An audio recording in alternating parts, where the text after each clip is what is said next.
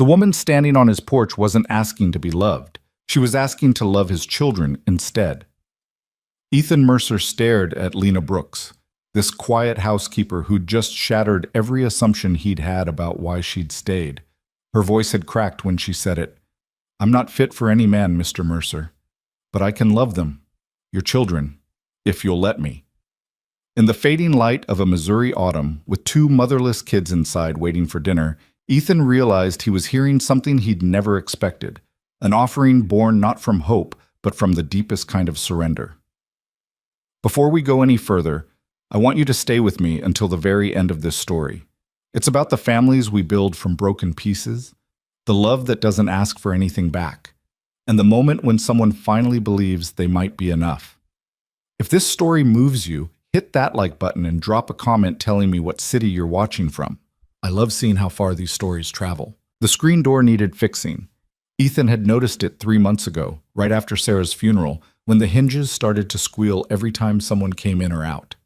He'd meant to oil them, meant to do a lot of things, but the days had a way of dissolving into exhaustion, and the small repairs that used to anchor his weekends now felt like accusations. He was standing in the kitchen, staring at a sink full of dishes from 2 days ago, when he heard the squeal again. "Mr. Mercer?" The voice was soft, almost apologetic. Lena Brooks stood just inside the doorway, her hands folded in front of her like she was always ready to leave. She'd been coming 3 times a week for the past month, cooking, cleaning, managing the chaos that had consumed his house since Sarah died. She never stayed past 6, never sat down, never asked for anything beyond her paycheck, which he left in an envelope on the counter every Friday. "You can call me Ethan," he said for probably the 10th time at a "Mr. Mercer feels more proper," she replied, her eyes settling somewhere near his shoulder rather than his face. That was Lena. Always a step removed, like she was living life from behind glass. "Dinner's in the oven, meatloaf. I left instructions on the counter for reheating tomorrow's portions." She moved past him to wipe down the already clean counters, her movements efficient and nearly silent. Emma's science project is laid out on the dining table.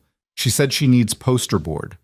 And Michael's permission slip for the field trip is in his backpack. It needs to be signed by Wednesday.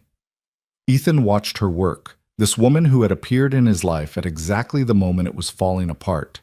His sister-in-law had recommended her, a woman from church who needed work and didn't ask questions. In the beginning, he'd barely noticed her. She was just another presence in a house that felt too big and too empty all at once. But lately, he'd started seeing things. The way his daughter's hair was braided now, neat and careful, instead of the tangled ponytail he'd been managing. The way his son's school papers were organized in folders by subject. The way the house smelled like something other than grief. "Lena," he said, and she paused, her hand still on the counter. "You don't have to do all this. It's what you pay me for. I pay you to help around the house, not to—" He gestured vaguely at everything. "Not to remember field trip forms and science projects. Not to keep my kids' lives running." She was quiet for a moment, and when she spoke, her voice was even softer than usual. "Children need structure, especially when things feel uncertain." "Yeah, well," Ethan ran a hand through his hair. "I'm working on it." "I know you are." She turned to face him finally, and he caught something in her expression he couldn't quite name. "You're doing better than you think, Mr. Mercer." The words settled in his chest, unexpected and strangely steadying. Before he could respond, footsteps thundered down the stairs. "Dad, Lena!" Emma burst into the kitchen, all 9 years old and barely contained energy. "Can Lena help me with my project, please? She knows about plant cells and you said you didn't remember anything from biology." "I said I'd figure it out," Ethan corrected, but Emma was already tugging Lena toward the dining room. "Please? Just for a little bit?" Lena glanced at Ethan, something uncertain in her eyes, and he found himself nodding.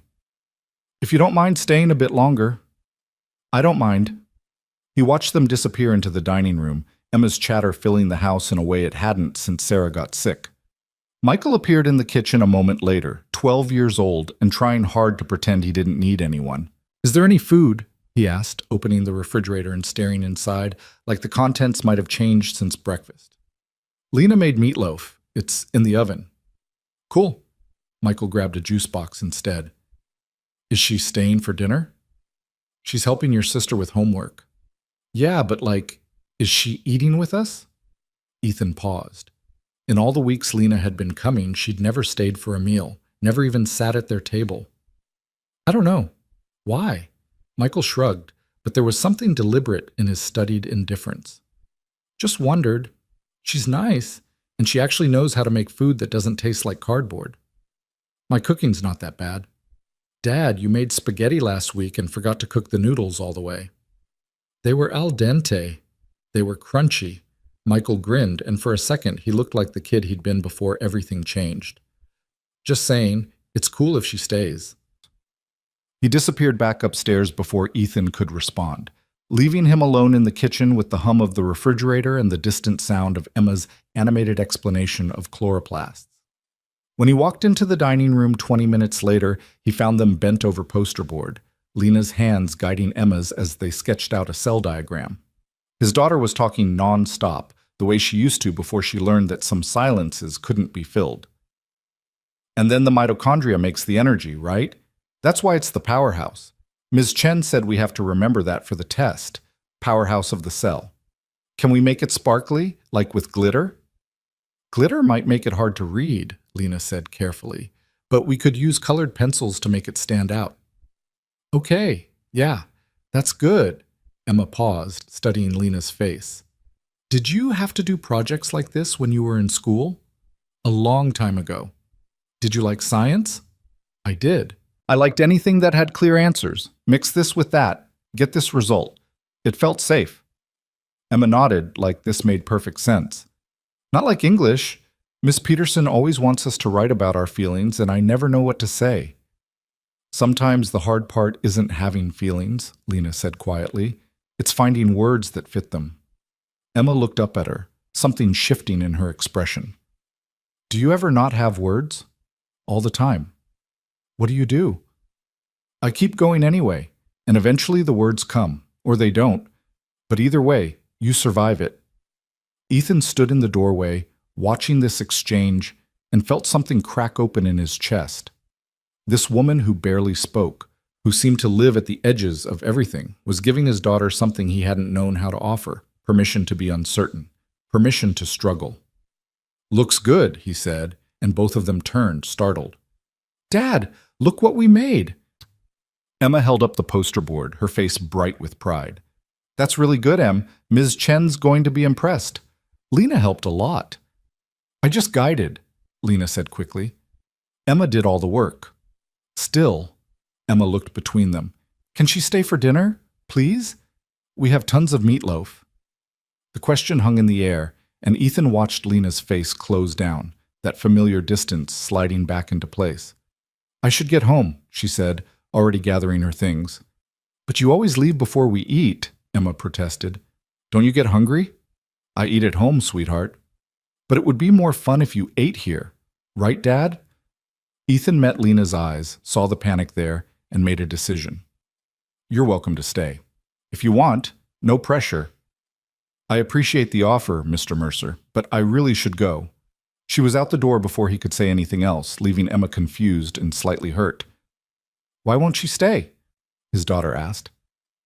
I don't know, Em. Maybe she has things to do at home. She's always by herself, though. I heard Mrs. Patterson talking to Mrs. Chen at church.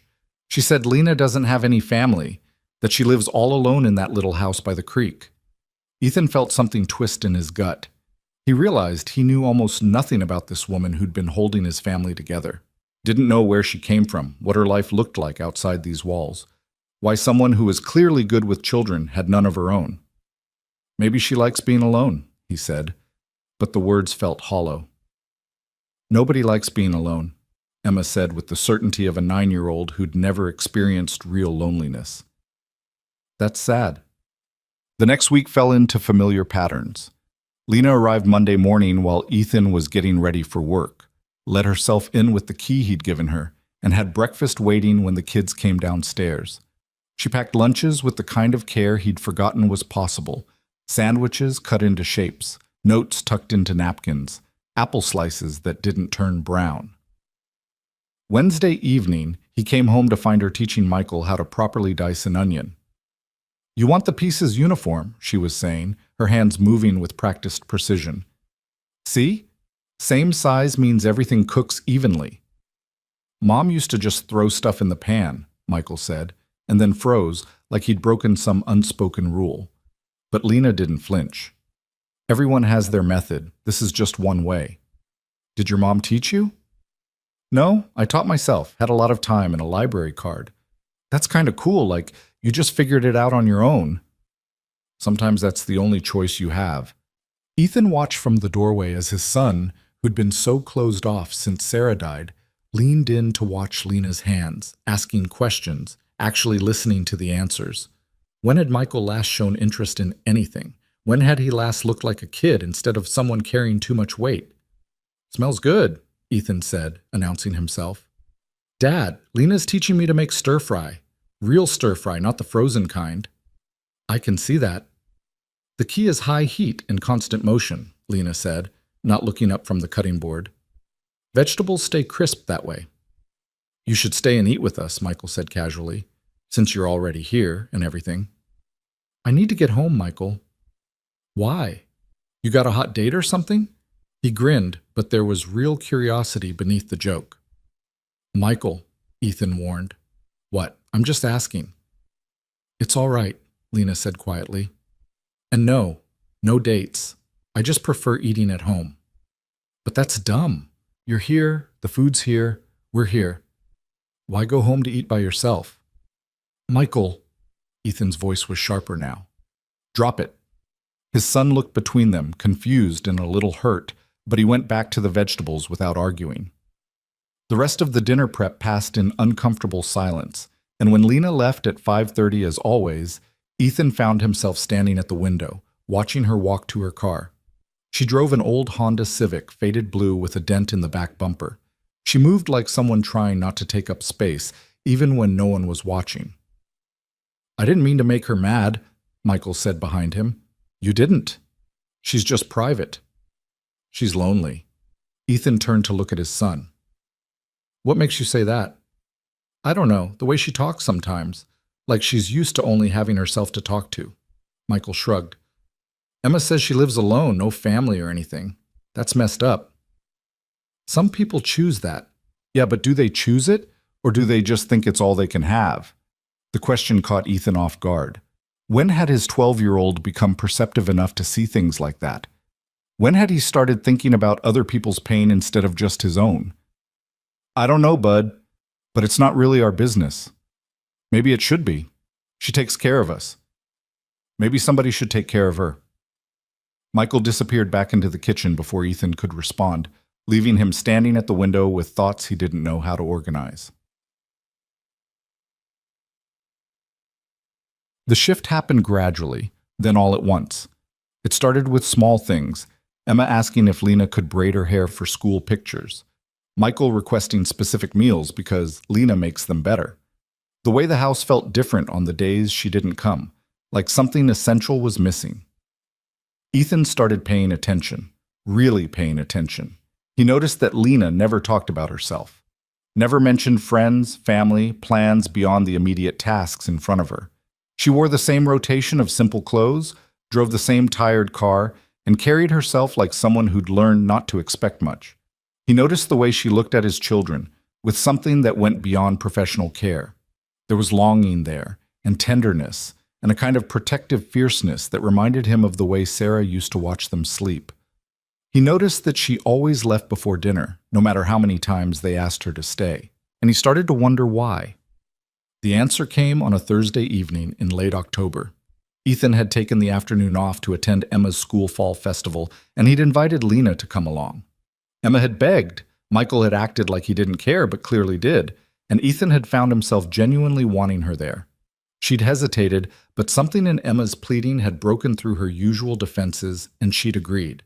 The festival was exactly what he'd expected. Games, food trucks, face painting, the organized chaos of elementary school families. Emma dragged Lena from booth to booth, chattering nonstop, and Ethan watched as something in Lena's posture slowly relaxed. She smiled at Emma's terrible jokes, helped Michael win a goldfish at the ring toss, stood beside Ethan at the bake sale like they were any other family, and people noticed. Ethan, good to see you. Karen Morrison appeared with her usual 1,000-watt smile, eyes sharp and curious. And this must be Lena Brooks, Lena said quietly. I help with the children. Oh, how wonderful. It must be such a comfort having help, especially with everything you've been through. Karen's sympathy was performative and invasive. And the kids seem so attached to you already. That's lovely. They're good children.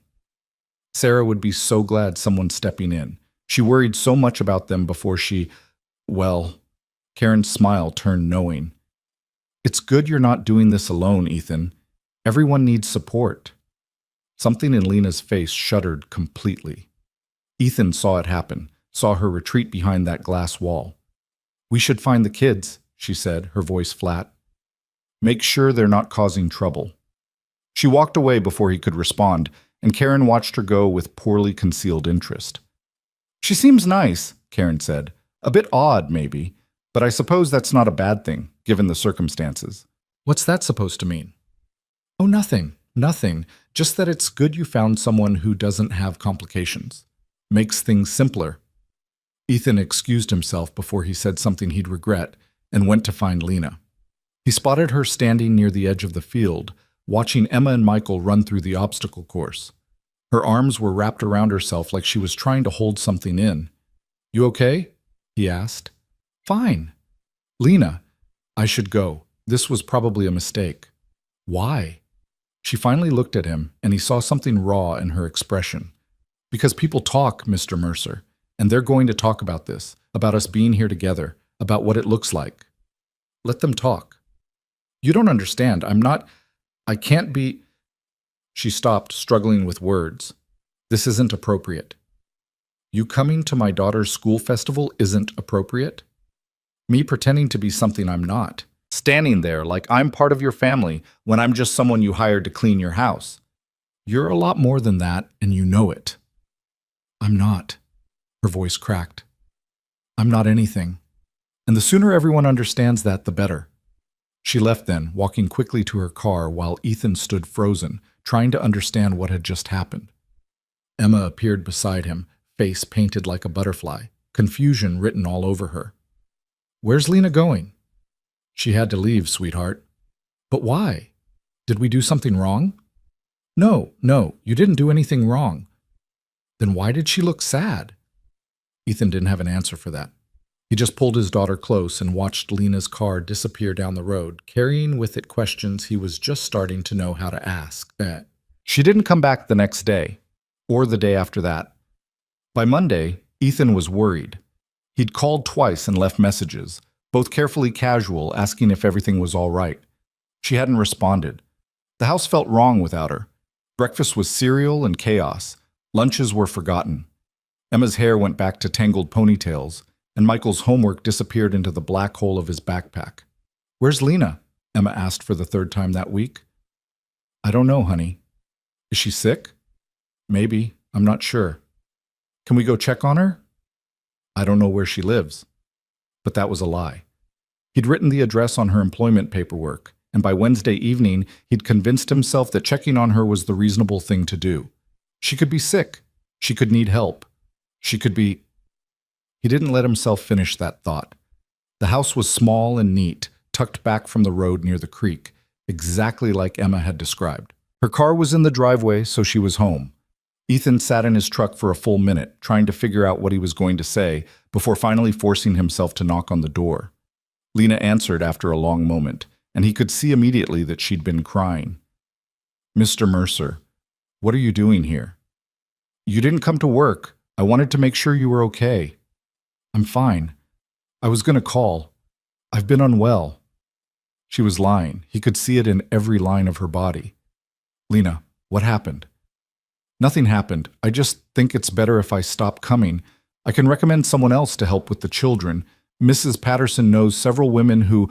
I don't want someone else. The kids don't want someone else. What the kids want isn't relevant. I'm not... She stopped, her composure cracking. I can't do this. Can't do what? This. She gestured helplessly between them. Pretend I'm something I'm not. That I belong in your life, in your home. People are already talking, already assuming, and they're wrong. I can't let them think, I can't let your children think. Think what? That I could ever be anything more than hired help. The words hung between them, sharp and painful, and Ethan felt something click into place. All the pieces he'd been trying to understand suddenly made sense. The distance she kept, the way she never stayed for meals, the panic in her eyes when people at the festival had looked at them like a family. Is this about Karen Morrison? About what people might say? It's about reality, Mr. Mercer. About not giving your children false hope or letting them get attached to someone who can never be what they need. And what do they need? A mother, a complete family, someone who can give them everything. Her voice broke. I'm not that person. I can never be that person. Why not? The question seemed to knock something loose in her, and before he could brace himself, the truth came pouring out. Because I'm broken. Because I was married once, and he left me when he found out I couldn't have children. Because I spent 3 years trying everything, every doctor, every treatment, every prayer, and nothing worked. Because I'm 34 years old and I live alone and I clean houses for a living and I will never ever be enough for any man who wants a real family. She was crying now, words tumbling out like they'd been locked up too long. So I can take care of your children, Mr. Mercer. I can cook their meals and braid their hair and help with homework. But I cannot stand there and pretend I could ever be more than that. I cannot let them love me when I have nothing to give back except this broken, useless version of love that isn't enough for anyone.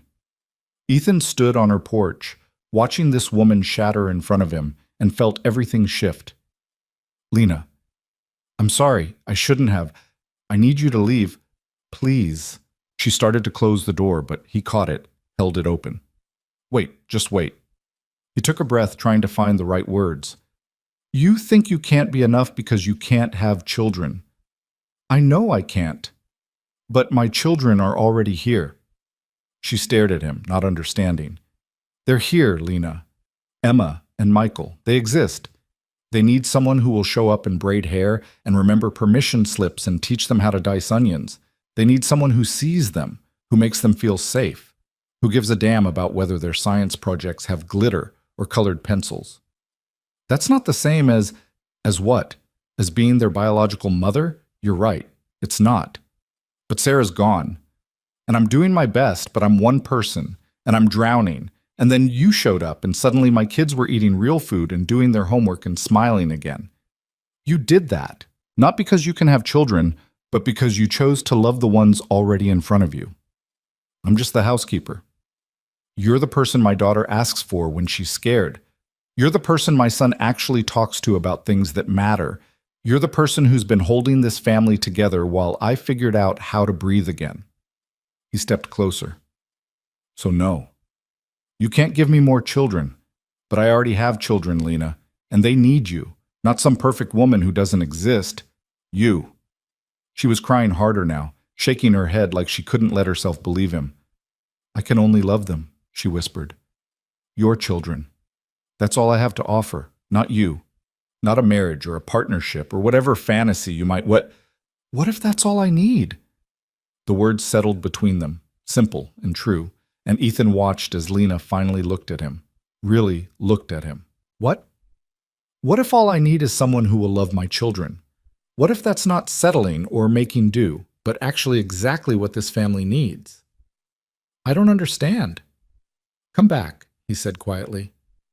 Not as the housekeeper, as someone who chooses to be part of this, someone who stays for dinner, who shows up at school festivals, who lets Emma braid your hair and Michael teach you about whatever weird thing he's obsessed with this week.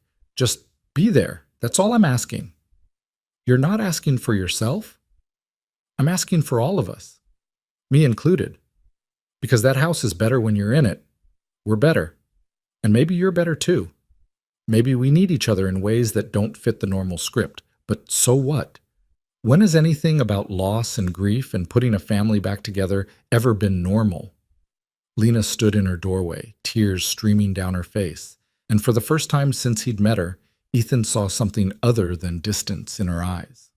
He saw hope, fragile and terrified, but there. I don't know how to do this, she whispered. Neither do I. But we can figure it out together. What if I mess it up? What if I let them down? Then you mess it up, and we forgive each other and try again. That's what families do. I'm not family. You could be. If you want to be. The silence stretched between them, filled with everything unsaid. And then Lena did something she'd never done before. She stepped forward, closing the distance he'd always let her keep, and let herself be seen. I want to be, she said, her voice barely audible. I'm terrified, but I want to be. Ethan felt something in his chest unlock, something he hadn't realized he'd been holding closed. Then come back. Tomorrow. And stay for dinner. She nodded, unable to speak, and he turned to leave before the moment could become too much for either of them. But as he reached his truck, he heard her voice one more time. Mr. Mercer? He looked back. Thank you. For seeing me. You're not hard to see, Lena. You just needed someone to look.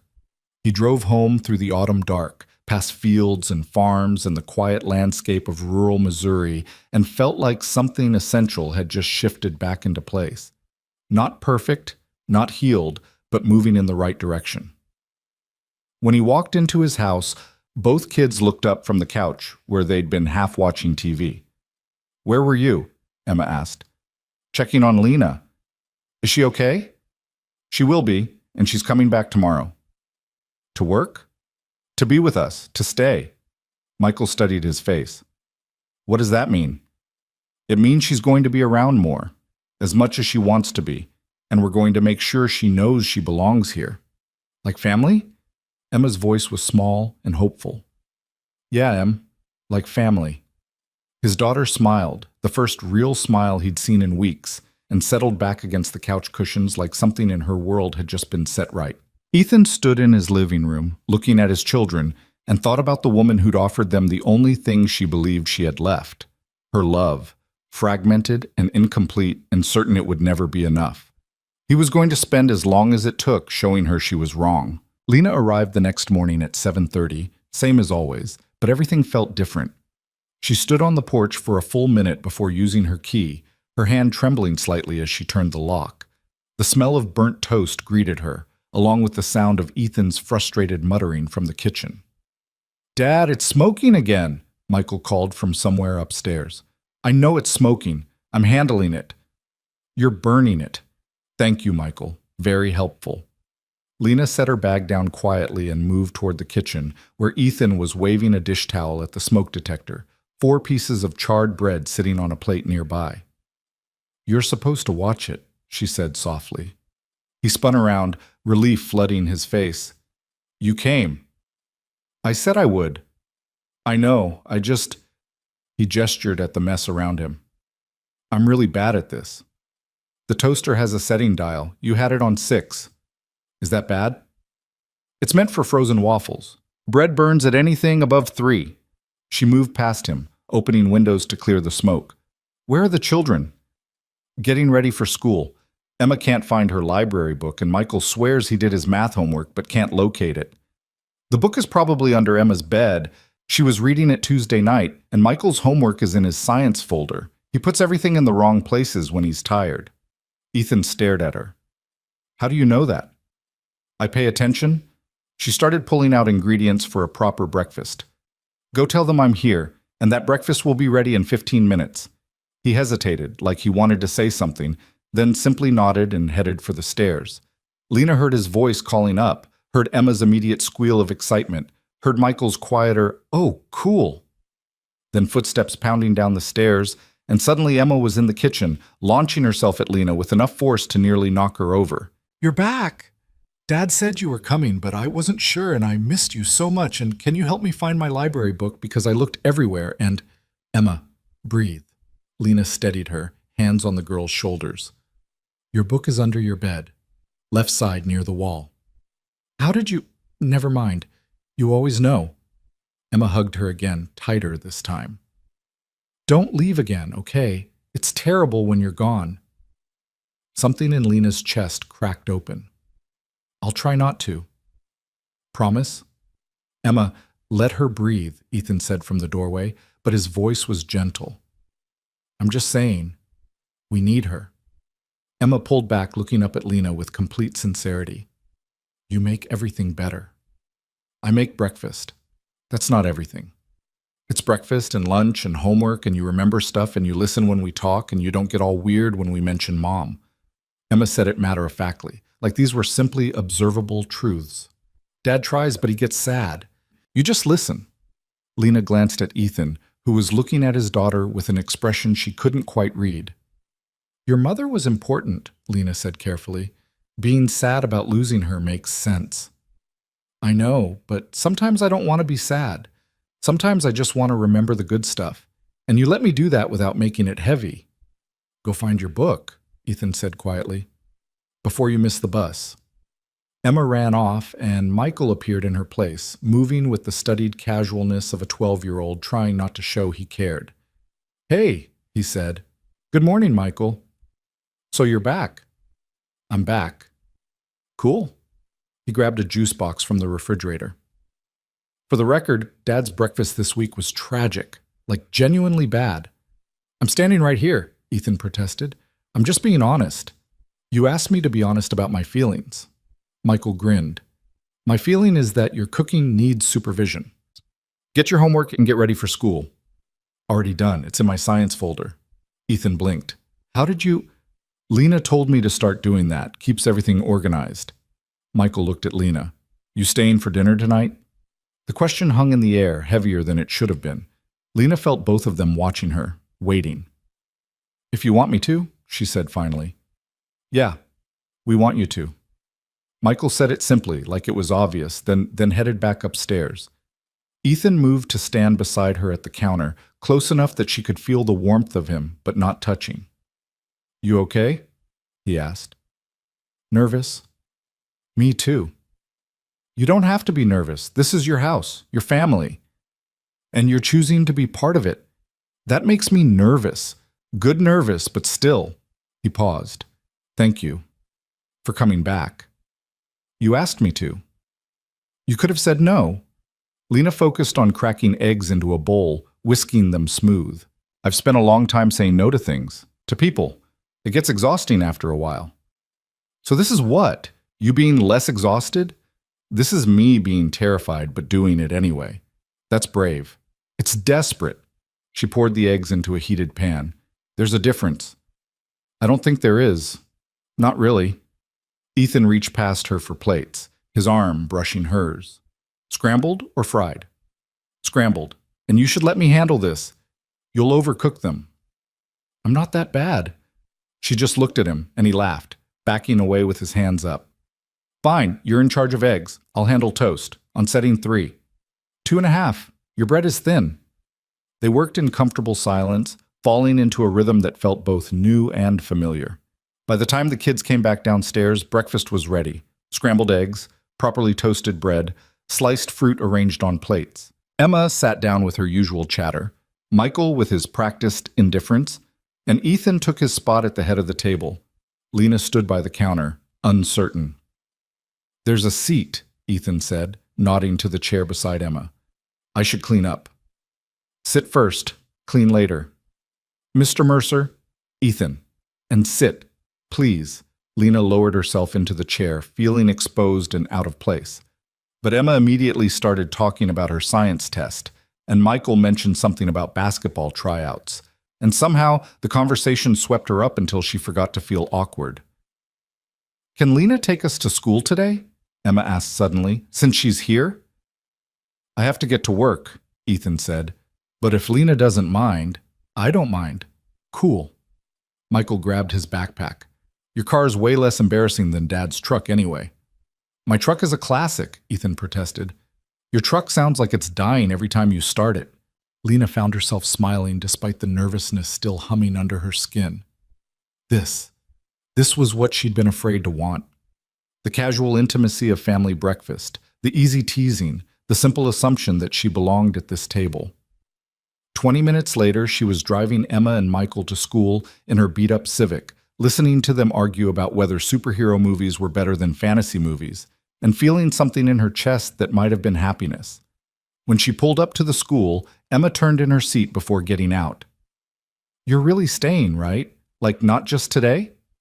I'm staying. Good. Emma hugged her awkwardly over the console. Love you. She was out of the car before Lena could respond, leaving her frozen with those two words echoing in her head. Michael paused before following his sister. She doesn't say that to just anybody, he said quietly. So don't freak out or whatever, but she means it. Michael, I know it's weird, the whole thing is weird, but Dad's right, you make stuff better, so just keep doing that, okay? He closed the door before she could answer, and Lena sat in the school parking lot, watching them disappear into the building, trying to process what had just happened. Emma loved her. A 9-year-old girl who'd lost her mother less than a year ago loved her. And instead of feeling triumphant or validated, Lena felt absolutely terrified. Because love meant responsibility. Love meant showing up every day, being consistent, not disappearing when things got hard. Love meant she could hurt this child just by being herself. Broken, inadequate, fundamentally not enough. Her phone buzzed, a text from Ethan. Kids get to school okay? Yes. Good. Thank you for taking them. She stared at the screen, trying to figure out how to say what she was feeling, then settled for honesty. Emma told me she loves me. The response came quickly. She does. I don't know what to do with that. Love her back. That's all you have to do. What if I do it wrong? Then you do it wrong and you try again. Lena, there's no perfect way to do this. You just show up and do your best. That's all any of us can do. She read his words 3 times, then typed back, I'm scared. I know, me too. Come back to the house when you're ready. Or don't. Either way, we'll figure it out. Lena sat in her car for another 10 minutes, watching parents drop off their children, watching teachers guide students inside, watching the ordinary miracle of people showing up for each other day after day. Then she drove back to the Mercer house, let herself in, and started doing what she knew how to do. She cleaned, she organized, she prepared dinner components that could be assembled later. She folded laundry and changed sheets and scrubbed the bathroom until it gleamed. And with every task, she felt herself settling, the familiar rhythm soothing the panic that had been building since Emma's casual declaration of love. By the time 3:30 rolled around, she had the house in order and chicken marinating for dinner. She was debating whether to leave or stay when she heard the front door open. Lena? Emma's voice called. Are you here? Kitchen. Emma appeared, dropping her backpack with a thud. Guess what? I got a 95 on my science test. Ms. Chen said my plant cell poster was the best in class. That's wonderful. It's because you helped me. I told Ms. Chen that and she said you must be a good teacher. Emma climbed onto a kitchen stool. Are you staying for dinner? Please say yes. Dad's making a special spaghetti, and by special I mean he'll probably mess it up without supervision. I heard that, Ethan called from the hallway. You were supposed to, Emma yelled back, grinning. Michael came in next, tossing his backpack in the general direction of the stairs. I made the basketball team. Coach said I've got good instincts. Congratulations, Lena said, meaning it. Thanks. So are you actually moving in or what?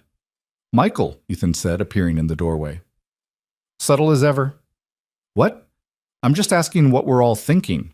Lena felt 3 pairs of eyes on her, waiting for an answer she didn't have. I'm not moving in, she said carefully, but I'm here. More than before. How much more? Emma asked. As much as your father thinks is appropriate. I think you should be here all the time, Emma said immediately. That's not realistic, Em, Ethan said, but his voice was gentle. Lena has her own life, her own home. But she's always alone there. She said so. And we're alone when she's not here. So why can't we just be not alone together? The logic was childlike and irrefutable, and Lena found herself looking at Ethan, uncertain. How about we start with dinner, he said diplomatically, and go from there. Fine, but I'm making a schedule. Emma pulled out a notebook. Lena's here for breakfast, takes us to school, comes back to help with homework, stays for dinner. See? Easy. Emma, Lena might have other things she needs to do. Like what? It was a fair question, and Lena realized with a jolt that she didn't have an answer. What did she do when she wasn't here? She went home to her empty house. She read library books. She ate dinner alone. She went to bed early because there was nothing else to do. I don't have other obligations, she admitted quietly. See? Emma looked triumphant. So she can be here. It's not about can, it's about want, Ethan said, looking at Lena. What do you want? The question was simple and impossible. What did she want? She wanted to belong. She wanted to matter. She wanted to wake up with purpose and go to bed feeling like she'd made a difference. She wanted these children to keep looking at her like she was important, and this man to keep making space for her at his table. But wanting felt dangerous. Wanting led to disappointment and loss and the eventual realization that she'd been fooling herself all along. I want to help, she said finally. However I can. That's not what I asked. It's all I can answer right now. Ethan studied her for a long moment, then nodded. Okay, then help with dinner. Kids, homework first. They scattered, leaving Ethan and Lena alone in the kitchen. He pulled out a pot for pasta water, and she started chopping garlic, and they worked in silence until he finally spoke. You don't have to be afraid of wanting things. Yes, I do. Why? Because wanting things means admitting I don't have them. And admitting I don't have them means acknowledging how empty everything is. She kept her eyes on the cutting board. It's easier to not want. That's not living, that's just surviving. So surviving is what I'm good at. You're good at more than that. He moved closer, his voice low. You're good with my kids. You're good at making this house feel like a home again. You're good at showing up even when you're terrified. That's not just surviving, Lena. That's living. It doesn't feel like living. What does it feel like? She paused, trying to find words. Like waiting for someone to realize I don't belong here and ask me to leave. What if nobody asks? What if you get to stay as long as you want?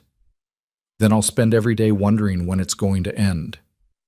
Or, Ethan said quietly, you could spend every day being grateful it hasn't. The words settled between them, and Lena felt something shift. Not resolved, but acknowledged. The fear wasn't going away, but maybe she could carry it and still move forward. Dinner was chaotic and wonderful.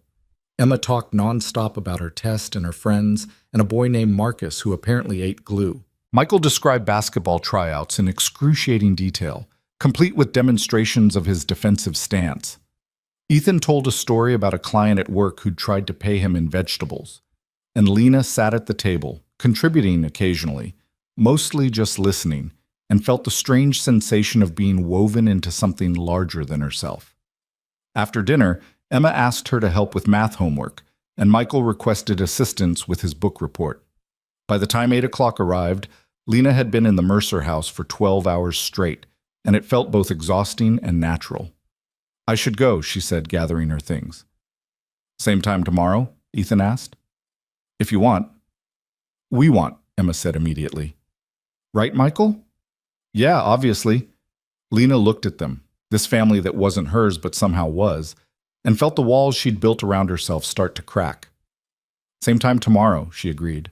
Emma hugged her at the door, and Michael gave an awkward wave, and Ethan walked her to her car. Thank you, he said, for today, for all of it. I didn't do anything special. You showed up. You stayed. You let them love you. That's everything. She wanted to argue, to deflect, but the sincerity in his voice stopped her. I'll see you tomorrow, she said instead. Yeah, you will. She drove home through the dark, past familiar roads and empty fields, and for the first time in years, her house didn't feel like a refuge. It felt like a place she was leaving behind. The next 3 weeks fell into a pattern. Lena arrived before breakfast, took the kids to school, came back to manage the house, picked them up in the afternoon, helped with homework, and stayed for dinner. She never spent the night, but she was there for every moment in between.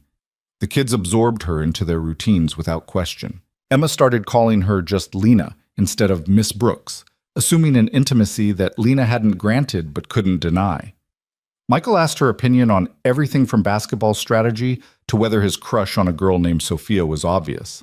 And Ethan watched her with an expression she couldn't quite read. Not romantic exactly, but not purely platonic either. Something in between. Something that recognized they were building something together without requiring labels or definitions. One evening, after the kids had gone to bed, they sat together on the porch while Lena waited for her tea to cool. This is working, Ethan said. What we're doing, it's good for them. It seems to be. It's good for me too. She glanced at him. How so? I don't feel like I'm drowning anymore. Like every day is just about getting through until bedtime. You've given me space to breathe, to be their father instead of just their crisis manager. You were managing fine. I was managing fine is generous. He paused. Can I ask you something? All right. Do you ever think about what comes next? Long term, I mean. No. Why not? Because thinking long term means assuming I get to stay, and I don't trust that assumption. What would it take for you to trust it? Lena was quiet for a long moment. I don't know. Time, maybe. Proof that I'm not going to wake up one day and find out this was temporary. How much time? I don't know that either. Ethan nodded, accepting this. Okay, then we'll take it day by day. No pressure, no expectations, just this. Whatever this is. And if it stops working? Then we'll figure that out too. But Lena, I need you to hear me when I say this. He turned to face her fully. I'm not looking for a replacement for Sarah. I'm not trying to fill a wife-shaped hole in my life.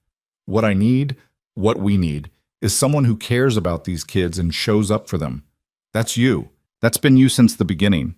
The rest of it, the definitions and labels and what people might think, that's all secondary to the fact that you're good for this family. What if I'm not enough? What if you are? The question hung in the cool autumn air, and Lena felt something inside her begin to thaw. Not healed, not fixed, but softening enough to consider possibilities she'd long since abandoned. I should go, she said, standing. It's late. Same time tomorrow? Same time tomorrow. She was halfway to her car when she heard him call her name. She turned back. For what it's worth, Ethan said from the porch. Emma's right. You do make everything better. Lena didn't trust herself to respond, so she just nodded and drove away before the tears that had been building all evening could finally fall. By Thanksgiving, Lena had been part of the daily routine for 6 weeks. The kids had stopped asking if she was staying and started assuming she would be there. Emma had taken to saving her stories for Lena specifically, and Michael asked her to attend his first basketball game of the season. The game was on a Tuesday evening, and Lena sat in the bleachers between Ethan and Emma, watching Michael play with focused intensity. He was good, quick, and strategic, exactly like he approached everything else. That's traveling, Emma shouted at the ref, who ignored her. Em, you don't actually know what traveling is, Ethan said. It's when they walk too much with the ball. That's actually pretty close.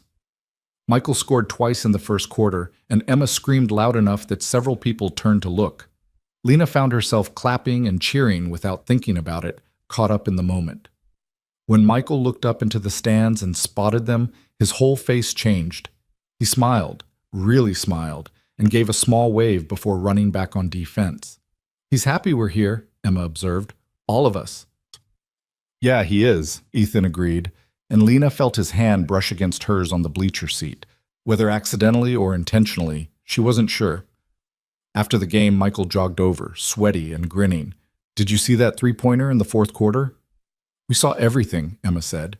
You were amazing, even though your team lost. We lost by 2 points. That's barely losing. That's still losing, Emma said cheerfully. You're the worst. I'm the best. Lena, tell him he played good even though they lost. You played well, Lena said. You have good court awareness. See? Michael looked vindicated. Lena knows basketball. I know basic sports principles, Lena corrected, which is more than Dad knows. He thought a rebound was when the ball hits you in the face. That was one time, Ethan protested. They walked to the parking lot together, the kids arguing good-naturedly, and Lena felt that same sense of belonging that had been growing stronger every day. This was her family, not legally, not officially, but in every way that mattered.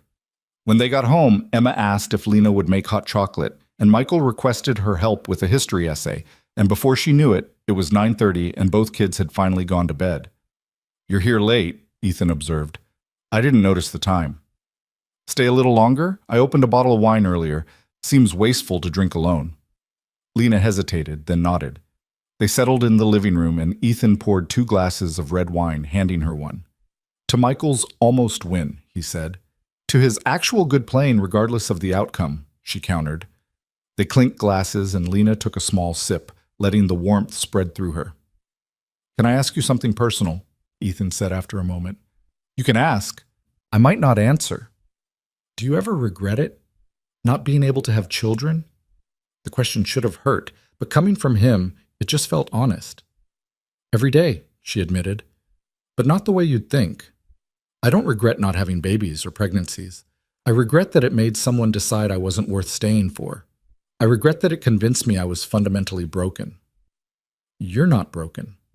I know that intellectually. Emotionally is harder. What would it take to believe it emotionally? I don't know. Maybe just this, time, evidence, people not leaving when things get complicated. She looked at him. Why do you ask? Because I see the way you look at Emma and Michael, and I see the way they look at you. And I keep thinking about what you said that first night, that you can only love my children, that it's all you have to offer. It is. What if that's not a limitation? What if that's exactly what makes this work? Lena set down her wine glass. What are you saying? I'm saying maybe we've been thinking about this all wrong. You keep acting like you're insufficient because you can't be a traditional wife. But I'm not looking for a traditional anything. I'm looking for someone who will be here for Emma and Michael, who will help me raise them into decent humans, who will make this house feel like a home instead of a place we're all just surviving in. That's what I'm already doing. I know, and I'm asking if you want to keep doing it, officially, permanently. Her heart stopped. Ethan, I'm not asking you to marry me. I'm not asking for romance or anything you're not ready to give. I'm asking if you want to be part of this family, legally, officially, whatever makes you feel secure. We can work out the details however you want. But Lena, these kids need you, and I think you need them too. You're asking me to stay. I'm asking you to stop leaving every night and wondering if tomorrow's the day we realize we don't need you anymore. I'm asking you to trust that this is real and permanent and not going anywhere. Lena felt tears building. I don't know how to do that. Then let us show you. Move in. Take the guest room if you want your own space. Be here for breakfast and dinner and everything in between. Let Emma and Michael know they can count on you. Let yourself count on us. He leaned forward. You said you can only love my children. Fine. Love them. That's all I'm asking. The rest of it, we'll figure out as we go. What if I fail them? What if you don't? The question echoed what he'd asked before, but this time it landed differently. This time, Lena let herself actually consider it. What if she didn't fail? What if she stayed and it worked? What if she got to be part of this imperfect, grieving, slowly healing family?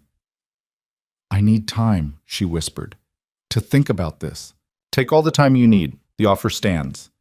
She left shortly after, driving home through streets that felt less familiar than they once had, and spent the entire night staring at her ceiling, trying to imagine what saying yes would mean. The next morning arrived cold and gray, winter pressing against the windows of Lena's small house. She'd barely slept, turning Ethan's words over and over in her mind until they'd worn grooves into her consciousness. Move in, stay permanently, stop leaving.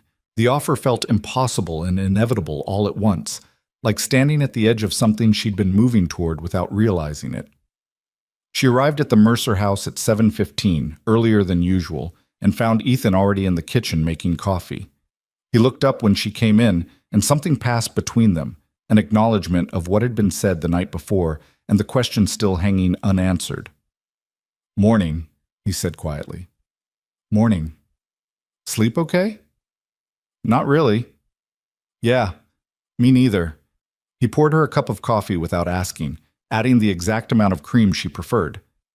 Kids will be down in a few minutes. Emma has a math test she's been stressing about. I know. We reviewed last night. Right. Of course you did. He leaned against the counter, studying her. We don't have to talk about it if you're not ready. I'm not ready, I mean. Lena wrapped her hands around the warm mug. But I'm thinking about it. That's all I'm asking. Footsteps on the stairs announced Emma's arrival, and the moment dissolved into the familiar morning routine. But throughout breakfast and the drive to school and the hours she spent cleaning the house, Lena couldn't stop thinking about what staying would actually mean. Not just practically, where her things would go, how they'd navigate the logistics, but emotionally. What it would require of her to stop treating this as temporary and start believing it could last. She was folding laundry in the living room when her phone rang. Unknown number. She almost didn't answer, but something made her pick up. "Is this Lena Brooks?" A woman's voice, professional and clipped. "Yes?" "This is Margaret Chen from Riverside Elementary. I'm calling about Emma Mercer." Lena's stomach dropped. "Is she all right?" "She's fine physically, but she's quite upset and asking for you specifically. There was an incident with another student, and she's refusing to talk to anyone but you. Would you be able to come to the school?" "I'll be there in 10 minutes." She grabbed her keys and drove too fast, her mind racing through possibilities. Emma upset. Emma asking for her, not her father. Emma needing her in a way that felt both terrifying and significant. The school receptionist directed her to the counselor's office, where she found Emma sitting in a chair with her arms wrapped around herself, tear tracks on her face. The moment Emma saw her, she launched herself across the room. "You came!" she sobbed into Lena's shoulder. "Of course I came. What happened?" "There was a disagreement during lunch," Mrs. Chen explained, a kind-faced woman in her 50s. Another student made some unkind comments about Emma's family situation, and Emma became very emotional. We tried to calm her down, but she insisted we call you. "What comments?" Lena's voice was sharper than she intended. "Some insensitive remarks about her mother being gone. Children can be cruel without understanding the impact of their words." Emma pulled back enough to look at Lena. "Madison said I was weird for not having a mom. And when I said, I kind of do now because you're here all the time, she said you don't count because you're just a housekeeper and housekeepers aren't real family." The words hit Lena like physical blows. Just a housekeeper, not real family. Everything she'd been afraid of, spoken aloud by a 9-year-old who couldn't possibly understand what she was doing. "Emma," she started, but the girl cut her off. "But that's not true, right? You're not just a housekeeper. You're Lena. You're—" She struggled to find words. "You're you, and you matter. You're part of us." Lena looked at this child who was asking her to define something she herself hadn't figured out yet, and felt the walls she'd built start to crumble completely. "Can we have a minute?" she asked Mrs. Chen. The counselor nodded and stepped out, leaving them alone. Lena guided Emma to the chairs and sat down beside her. "Madison was being mean," Emma said fiercely. "She doesn't know anything about our family. She hurt your feelings. She made it sound like you don't matter, like you're not important, but you are. You're the most important person besides Dad and Michael." "Emma, I know you're scared. I can tell. You always look like you're about to run away, even when you're staying. But I need you to know that I love you, like really love you. Not because you clean the house or make dinner or help with homework. I love you because you're kind and you listen and you make me feel safe." Emma's eyes filled with fresh tears. "So when Madison said you don't count, it made me so mad because she's wrong. You count more than almost anybody." Lena felt something break open inside her chest, all the fear and resistance and careful distance shattering under the weight of this child's absolute certainty. "I love you too," she whispered, and saying it out loud felt like stepping off a cliff. "I was just afraid to say it." "Why?" "Because loving people means they can hurt you, and I've been hurt before." "I won't hurt you, I promise." "You can't promise that, sweetheart. Nobody can. But that's okay.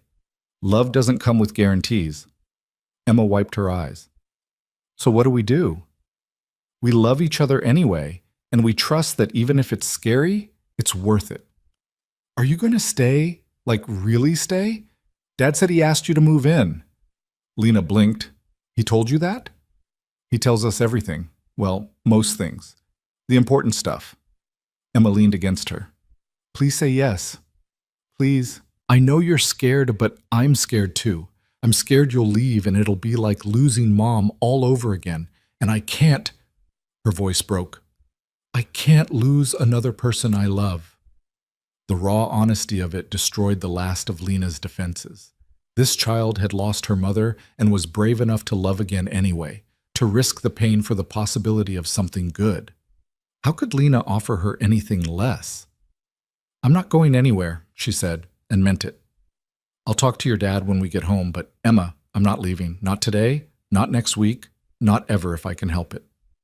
Emma threw her arms around her neck, sobbing with what sounded like relief. They sat like that until the tears subsided and Emma's breathing evened out. Can we go home now? Emma asked. I don't want to go back to class. I need to check with Mrs. Chen first. The counselor was understanding, agreeing that Emma could take the rest of the day given the circumstances. Lena called Ethan from the car. Everything okay? He answered immediately. School called, but I was in a meeting. Emma's fine. There was an incident. I'm bringing her home. What kind of incident? I'll explain when we get there. Can you leave work early? Already heading to my truck. Be home in 20 minutes. He beat them there, meeting them at the door with worry written all over his face. Emma went straight to him and he scooped her up despite her being almost too big for it. You okay, Em? Yeah, Lena came and got me. I heard. You want to tell me what happened? A girl said mean things about our family, about Lena not being real family because she's just the housekeeper. Emma pulled back to look at him. But I told her she was wrong. Lena is family. Right, Dad? Ethan's eyes met Lena's over his daughter's head. Right. Lena is absolutely family. And she's going to stay. She told me. She's not leaving. Did she now? There was something careful in his voice, hopeful but guarded. I did, Lena confirmed quietly. If the offer still stands, it stands. Then yes, I'll stay. Emma let out a whoop of joy and launched herself at Lena, nearly knocking her over. Michael appeared at the top of the stairs, summoned by the noise. What's happening? Lena's moving in, Emma announced. She's staying forever. Cool. Michael came down the stairs with studied casualness, but Lena could see the relief in his face. About time. Your house is depressing anyway. Michael, Ethan warned. What? It is. No offense, Lena, but you live like a hermit. This place is way better. No offense taken. Lena felt slightly dizzy, like she'd just made a decision that would reshape her entire existence, which, she supposed, she had. Can we move your stuff today? Emma was already planning. You can have the big guest room. It has the nice windows, and we can paint it if you want. Make it yours. Emma, slow down, Ethan said. We need to talk about logistics. What's logistics? The practical details of how this works. It works by Lena living here with us. What's complicated about that? Ethan looked at Lena, something both amused and overwhelmed in his expression. She's not wrong, but maybe we should have a conversation about expectations and boundaries. Can we do it over lunch? Emma asked. I'm starving and we already missed school, so we might as well make it a fun day. That's not how that works, Ethan said, but there was no heat in it. They ordered pizza and sat around the kitchen table, and for the first time Lena let herself imagine this as her permanent reality. This table, these people, this feeling of belonging. It should have been terrifying. Instead, it felt like coming home. So, Ethan said once Emma had demolished 3 slices and Michael was working on his 4th. Ground rules. Lena gets the guest room, her own space. We work out a fair division of household responsibilities. And we figure out how to navigate this in a way that works for everyone. What about money? Lena asked. I can't keep accepting payment if I'm living here. You're not working for me anymore. You're part of the family. We'll figure out finances together like any household would. I have savings, and I can find other work. Or you could focus on the kids and the house, and let me handle the income for now. We can revisit it later. Lena wanted to argue, but the truth was she didn't want other work. She wanted this. She wanted to be here when Emma got home from school and when Michael needed help with homework. She wanted to make dinner and fold laundry and handle the 1,000 small tasks that turned a house into a home. Okay, she said finally, we'll try it your way. Our way, Ethan corrected. This is a partnership, Lena, not you working for me. Over the next 3 days, they moved Lena's belongings from her small rental house to the guest room in the Mercer home. She didn't have much. Clothes, books, a few pieces of furniture that Ethan insisted on moving despite her protests that they weren't worth the trouble. Emma supervised everything with the intensity of a general commanding troops, declaring which items should go where and vetoing any suggestion that Lena keep things in boxes. You're not a guest, she insisted. Guests live out of suitcases. Family gets drawers. So Lena's clothes went into drawers, her books onto shelves, her few personal items scattered throughout the room until it started to look lived in rather than temporary. She kept waiting for the panic to set in, for the voice in her head that said she was making a terrible mistake. But it never came. Instead, she felt something that might have been peace. The first week of living there was an adjustment. Lena kept waking up disoriented, forgetting where she was until she heard Emma's voice in the hallway or smelled Ethan's coffee brewing downstairs. She felt like she was playing house, like someone would realize she didn't belong and ask her to leave. But nobody did. Emma dragged her to school events and introduced her to teachers and friends without hesitation. Michael asked her to attend his basketball games and actually listened when she offered advice. And Ethan treated her like an equal partner in running the household, asking her opinion on everything from grocery shopping to discipline strategies. 2 weeks in, they had their first real conflict. Michael had been caught skipping class to hang out with friends behind the gym, and the school had called Ethan at work. He'd come home furious, ready to ground Michael for a month, but Lena had quietly suggested they find out why first. "Does it matter why?" Ethan had asked, frustration sharp in his voice. "He skipped class. That's not acceptable." "Agreed, but punishment without understanding won't fix the problem." "So what? We just let him get away with it?" "No. We talk to him, figure out what's going on, and then decide on consequences that actually address the issue." Ethan had stared at her like she'd spoken a foreign language, then slowly nodded. They'd sat down with Michael together, and after 20 minutes of defensive posturing, the truth had emerged. He was struggling in English, falling behind, too embarrassed to ask for help. Skipping seemed easier than admitting he didn't understand. They'd found him a tutor and instituted a temporary grounding, but the real breakthrough had been Michael admitting he was scared of failing, scared of disappointing his dad, scared of proving he couldn't handle things without his mom. After he'd gone to bed, Ethan had pulled Lena aside. "Thank you for seeing what I couldn't. You would have figured it out eventually." "Maybe, but you got there faster. You're good at this, at seeing what they need instead of just reacting to what they do. I just know what it feels like to be scared and not have the words for it." He'd studied her for a long moment. "You're more than I expected, more than I knew to hope for. I'm just doing what needs doing." "No, you're doing what love looks like. There's a difference." The words had settled into her bones, reshaping something fundamental about how she saw herself. By the end of November, Lena had stopped thinking of the guest room as temporary and started thinking of it as hers. She'd rearranged the furniture, added curtains she'd found at a thrift store, created a space that felt personal rather than provisional. Emma had taken to knocking on her door in the mornings, climbing into bed with her to talk about dreams or worries or nothing at all. And Michael, in his own way, had started treating her like a permanent fixture. He asked her about his crush on Sophia and whether his haircut looked stupid and if she thought he should try out for the travel basketball team. Questions that weren't just practical but personal, that assumed she'd be around to see the outcomes. Thanksgiving arrived with a mix of anticipation and grief. It was the first major holiday since Sarah's death, and the absence hung heavy over the house despite everyone's attempts to pretend otherwise. Ethan had offered to cook, but Lena had quietly taken over, preparing a meal that was traditional enough to honor the past, but different enough not to trigger painful comparisons. Ethan's sister Jessica came with her husband and 2 kids, and Lena braced herself for questions or judgment about her presence. But Jessica had simply hugged her at the door and said, "Thank God someone's taking care of them. Ethan burns water." Dinner was loud and chaotic, the kids' table overflowing with laughter while the adults navigated the bittersweet territory of gratitude tinged with loss. When it came time to say what they were thankful for, Emma spoke first. "I'm thankful for Lena, because she came when we really needed her, and she stayed even though she was scared." Michael had added, "Yeah, and she makes way better food than Dad." Jessica had said, "I'm thankful my brother finally accepted help instead of trying to do everything alone." And Ethan, his voice thick with emotion, had said, "I'm thankful for second chances, for the people who show up when you need them most, for family in all its forms." When his eyes met Lena's across the table, she'd felt something shift into place. This was real. This was hers. This was family, messy, and imperfect, and more than she'd ever thought she deserved.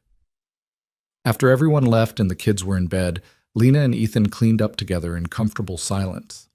He washed while she dried, falling into a rhythm they'd developed over weeks of shared tasks. "Jessica really likes you," he said eventually. "She's kind. She told me I was an idiot if I didn't figure out a way to make this permanent." Her exact words were, "That woman loves your children like they're her own. Don't screw this up." "I do love them." "I know, they love you too," in case that wasn't obvious from Emma's very public declaration. Lena smiled despite herself. It was fairly obvious. "Can I ask you something?" Ethan dried his hands, turning to face her. "Are you happy here? Really happy? Not just okay or managing?" The question surprised her with its directness. She thought about it carefully, wanting to give him truth instead of platitudes. "I didn't know I could be this happy. I spent so long thinking I didn't deserve it that I'd stopped looking for it. But yes, I'm happy. Sometimes that scares me more than being sad ever did." "Why?" "Because happy means I have something to lose. And that's terrifying." "Yes." "But you're staying anyway." "I'm staying anyway." He moved closer, and for a moment Lena thought he might kiss her. But instead he just rested his forehead against hers, a gesture of intimacy that felt more profound than romance. "Thank you," he whispered, "for being brave enough to stay." December brought the first real snow and the creeping approach of Christmas. Emma wanted to decorate the entire house, and Michael pretended to be too cool for it, but kept sneaking ornaments onto the tree when he thought no one was looking. Ethan asked Lena what traditions she'd had growing up, and when she admitted she'd never had many, he'd made it his mission to create new ones. They went to a tree farm and cut down a too-tall pine that barely fit in the living room. They made cookies from scratch, the kitchen ending up covered in flour and both kids covered in frosting. They drove around looking at Christmas lights, Emma singing carols off-key while Michael complained but smiled. And through it all, Lena felt herself transforming. Not fixed exactly, not healed in the way that meant the past no longer hurt, but integrated. Whole in a way that acknowledged her scars without letting them define her entire existence. One evening, while Emma was at a friend's house and Michael was at basketball practice, Lena found herself alone with Ethan for the first time in weeks. They sat in the living room, the Christmas tree lights casting everything in warm colors. "I need to tell you something," he said, and her stomach dropped. "Okay. I know we said this wasn't about romance, that you were here for the kids, and that was enough. And it is enough. But I need you to know that somewhere along the way, I started..." He stopped, searching for words. "You've become important to me, not just as someone who helps with Emma and Michael, but as someone I want in my life for my own sake. Ethan, I'm not asking for anything you're not ready to give. I'm just being honest, because you deserve honesty. You deserve to know that you matter beyond your utility, that I value you as a person, not just a caretaker." Lena's throat tightened. "I don't know what to do with that." "You don't have to do anything with it. Just know it's true." He paused. "Can I ask what you want? Not what you think I want to hear or what you think is appropriate. What you actually want." "I want this to keep working. I want Emma and Michael to be okay. I want to be part of something that matters." "What about for yourself? Not for them? For you?" The question hung in the air, demanding more than she was used to giving. Lena took a shaky breath. "I want to stop feeling like I'm waiting for permission to exist here. I want to believe I belong without waiting for someone to prove me wrong. And I want..." She stopped, afraid of saying it out loud. "What do you want, Lena?" "I want to be loved. Not for what I can do or what I provide, but just for being me, broken parts and all." "You are loved. By Emma and Michael, absolutely. But also by me." He said it simply, like it was fact rather than confession. "I love you. Not because you're useful or because you take care of my kids, though I'm grateful for that. I love you because you're kind and patient and brave in ways you don't even recognize. I love the way you listen when Emma talks about nothing. I love how you don't let Michael get away with his defensive sarcasm. I love that you see us clearly, flaws and all, and choose to stay anyway." Lena felt tears building. "I don't know how to... I can't. You don't have to say it back. I'm not asking for that. I just needed you to know. You're not just the woman who helps around the house. You're Lena. And Lena is more than enough.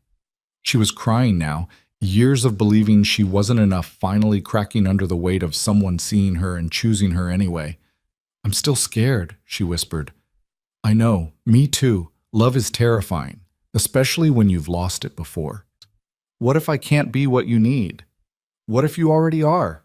The question echoed through all the times he'd asked it before, but this time it landed differently.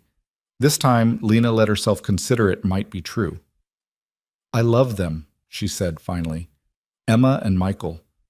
I love them so much it hurts sometimes, like my heart can't hold it all.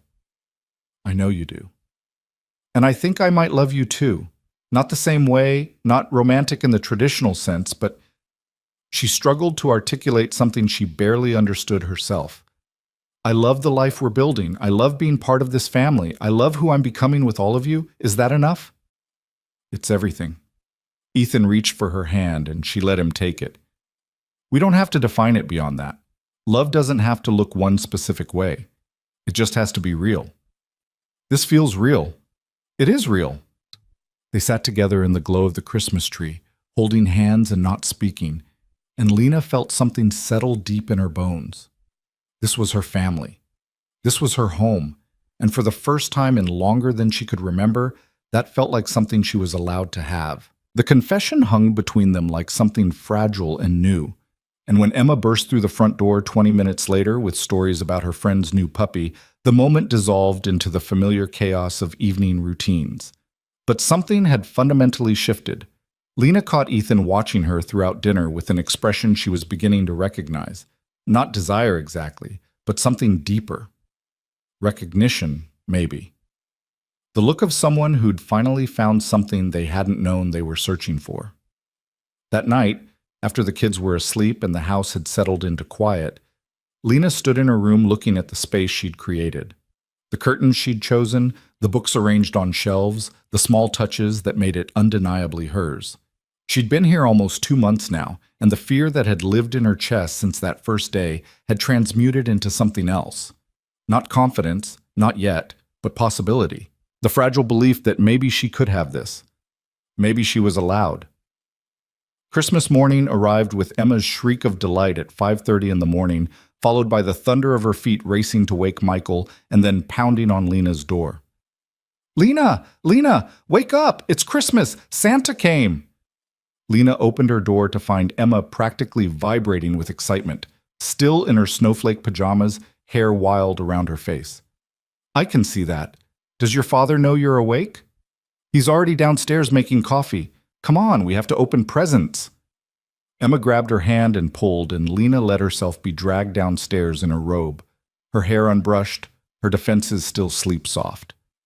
The living room was transformed by the tree lights and the pile of presents underneath, and Ethan stood by the coffee maker wearing an expression of bemused exhaustion. Merry Christmas, he said, handing her a mug. Emma's been up since 5. 5:15, Emma corrected. I made it until 5:15 before I couldn't wait anymore. Michael appeared looking rumpled and half asleep, but even he couldn't quite hide his anticipation as he surveyed the presents. They settled around the tree, and Emma insisted on being the one to distribute gifts, making a ceremony of reading each tag and delivering packages with exaggerated formality. Lena watched as the kids tore into their presents, books and basketball shoes for Michael, art supplies and a science kit for Emma, feeling that familiar observer distance start to creep in. She'd bought them each small gifts, practical things she'd thought they'd need, but watching their joy felt like watching through glass, like she was adjacent to the moment rather than part of it. Then Emma thrust a package at her. This one's for you, from all of us. Lena took it carefully, surprised by the weight. You didn't need to. Just open it, Michael said, and there was something in his voice that made her look up. She unwrapped it slowly, revealing a picture frame, but it wasn't empty. Inside was a photo she'd never seen before. All 4 of them at Thanksgiving, crowded around the table, Emma leaning against Lena's shoulder while Michael grinned at something off camera, and Ethan looked at all of them with unmistakable fondness. Jessica must have taken it without anyone noticing. Below the photo, in Emma's careful handwriting, were the words, Our Family, Thanksgiving 2024. We wanted you to have something that showed you belong here, Emma said quietly, because sometimes you still look like you think you're going to disappear. Lena stared at the photo, at the visible evidence that she was part of something, and felt her carefully maintained composure shatter. She was crying before she could stop herself, and Emma immediately wrapped her arms around her. Don't cry, it's supposed to be happy. I am happy, that's why I'm crying. Lena pulled Emma closer, then reached for Michael when he awkwardly shuffled near, and suddenly Ethan was there too, all of them tangled together in a messy embrace that felt like the opposite of her years of careful isolation. When they finally pulled apart, Lena wiped her eyes and managed a shaky laugh. I'm sorry, I don't usually... Don't apologize for having feelings, Ethan said firmly, especially not here. The rest of Christmas passed in a warm blur. They ate too much, watched movies in pajamas, and built an elaborate blanket fort in the living room that Michael pretended was too childish but immediately claimed the best spot inside. Lena made a dinner of roast chicken and all the sides, and they ate at the table with the good dishes. And for the first time in her memory, Christmas felt like something more than just another day to get through. That evening, after the kids had finally crashed from sugar and excitement, Lena was cleaning up the kitchen when Ethan appeared with the last of the dishes. Leave it, he said. It can wait until tomorrow. It's easier to clean now than face it in the morning. Lena, leave it. He took the dish towel from her hands. Come sit with me for a minute. They settled on the couch, and he pulled out a small wrapped box from behind a cushion. I have one more gift, just for you. Ethan, you already... The picture was... That was from all of us. This is from me. He handed it to her. It's not much, but I saw it and thought of you. She unwrapped it carefully, revealing a simple silver bracelet with a single charm, a small house with a heart-shaped door. The woman at the store said it represents home, he explained, suddenly uncertain. And I thought, I wanted you to have something that reminded you this is your home now, not just a place you're staying. Home. Lena held the bracelet in her palm, feeling the weight of what he was offering, not just jewelry, but belonging, permanence, the promise that she wasn't temporary. I don't know what to say. You don't have to say anything. Just wear it. And remember that you're not going anywhere unless you choose to. She let him fasten it around her wrist, and when she looked at it catching the light from the tree, she felt something inside her finally settle. Not healed completely, but healing. Not whole yet, but getting there. The week between Christmas and New Year's passed quietly. The kids were out of school, and the house took on a lazy, timeless quality. They played board games and watched too much television, and ate leftovers in various combinations. Michael taught Lena how to play his favorite video game, patiently explaining the controls while she fumbled through the tutorial. Emma recruited her for an elaborate art project that left the dining room covered in glitter and construction paper. And Ethan simply existed alongside her, their interactions easy and domestic in a way that felt revolutionary. Making coffee together in the morning, coordinating meals, negotiating whose turn it was to referee the kids' arguments, the ordinary intimacy of shared life. On New Year's Eve, they'd planned a quiet night at home. The kids wanted to stay up until midnight, and Lena had agreed to make special snacks and watch the ball drop on television. But at 9 o'clock, Emma complained of a headache, and by 9:30 she was running a fever. It's probably just a cold, Ethan said, feeling her forehead. But I should take her to urgent care to be sure. I'll come with you, Lena said immediately. Someone should stay with Michael. I want Lena to come, Emma said, her voice small and miserable. Please? Ethan looked at Lena, something passing between them, and nodded. Okay. Michael, you good here alone for a bit? I'm 12, not 5. I'll be fine. They bundled Emma into the car, Lena sitting in the back with her while Ethan drove. The urgent care clinic was nearly empty, everyone else apparently celebrating the new year in more festive ways. They checked in and waited, Emma dozing against Lena's shoulder while Ethan filled out forms. When the nurse called them back, Emma reached for Lena's hand. Will you come with me? Of course. In the exam room, the doctor confirmed it was likely a virus and prescribed rest and fluids. Nothing serious, but Emma was thoroughly miserable by the time they got her home and settled on the couch with blankets and water. I'm sorry I ruined New Year's, she said, tears leaking from her eyes. You didn't ruin anything, sweetheart, Lena assured her, smoothing her hair back from her forehead. But we were supposed to stay up and watch the ball drop and everything. We can watch it right here. And if you fall asleep before midnight, that's okay too. Michael appeared with his pillow and blanket. I'm watching down here too, in case Em needs anything. They all settled in the living room, Emma stretched on the couch with her head in Lena's lap, Michael in the recliner trying to look casual, Ethan on the floor leaning against the couch. The television played coverage of celebrations from around the country, but Lena barely noticed. She was too focused on Emma's breathing evening out as the fever medicine kicked in, on Michael's worried glances at his sister, on Ethan's hand resting lightly against her ankle in a gesture of connection. When midnight approached, Emma roused herself enough to watch the countdown. They counted down together, all four of them, and when the ball dropped and the crowd on television erupted in cheers, Ethan turned to look at Lena. "Happy New Year," he said softly. "Happy New Year." "New Year, new family," Emma mumbled, already half asleep again. "That's what Mom would have said. New year, new adventures." The mention of Sarah should have been painful, Lena thought, but instead it felt natural, a way of keeping her present without making her absence the only thing that mattered. "She'd be proud of you," Lena said quietly. "Both of you, you're so brave." "She'd like you," Michael said, surprising everyone. "Mom always said the best people are the ones who show up when things are hard. And you showed up." Lena felt tears building again, but these were different from the fearful tears of her past. These were tears of gratitude, of overwhelming emotion at being accepted so completely. "Thank you," she whispered, "for letting me be part of this." "Thank you for wanting to be part of it," Ethan replied. They stayed up another hour until Emma was deeply asleep and Michael was nodding off in the chair. Ethan carried Emma to bed while Lena gently woke Michael and sent him upstairs. When the house was finally quiet, she stood in the living room looking at the remnants of their quiet celebration, the blankets scattered across the couch, the empty mugs on the coffee table, the picture frame from Christmas sitting on the mantel. "You okay?" Ethan asked, returning from tucking Emma in. "More than okay, She searched for the right word. "I'm grateful for all of this, for you trusting me with them." "It's not just trust, Lena. It's love. They love you, I love you, and I think maybe you're starting to believe you deserve that." She turned to face him. "I'm trying to. It's harder than I thought it would be." "The believing or the deserving?" "Both.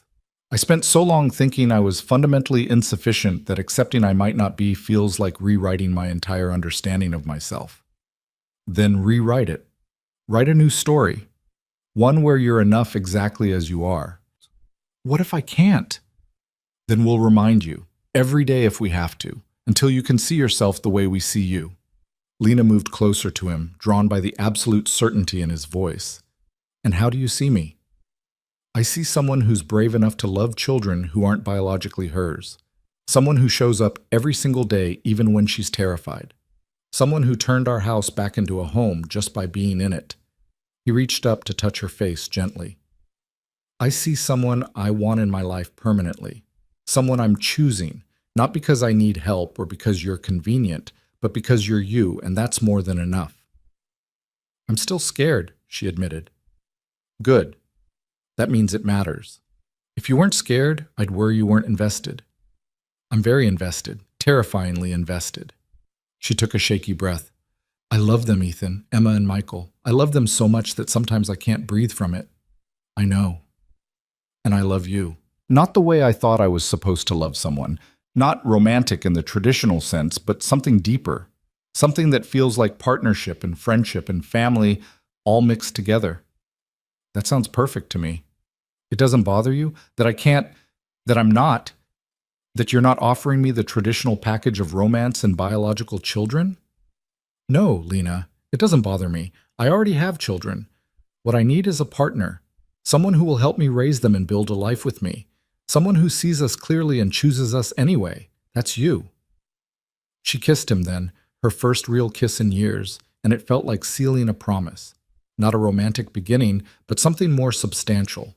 A commitment. A choice to build something together that didn't fit any predetermined mold but was exactly right for them. When they pulled apart, Ethan smiled. "Was that okay?" "It was perfect. Terrifying, but perfect." Everything worthwhile is a little terrifying.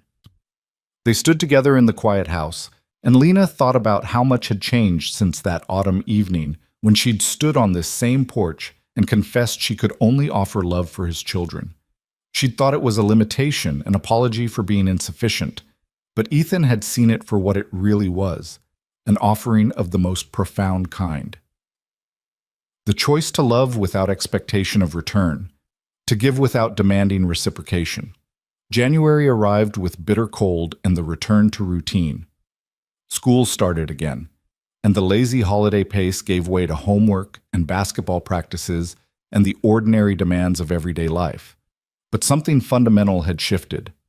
Lena no longer felt like she was playing a part or waiting for permission to exist in this space. She belonged here, and she was beginning to believe it.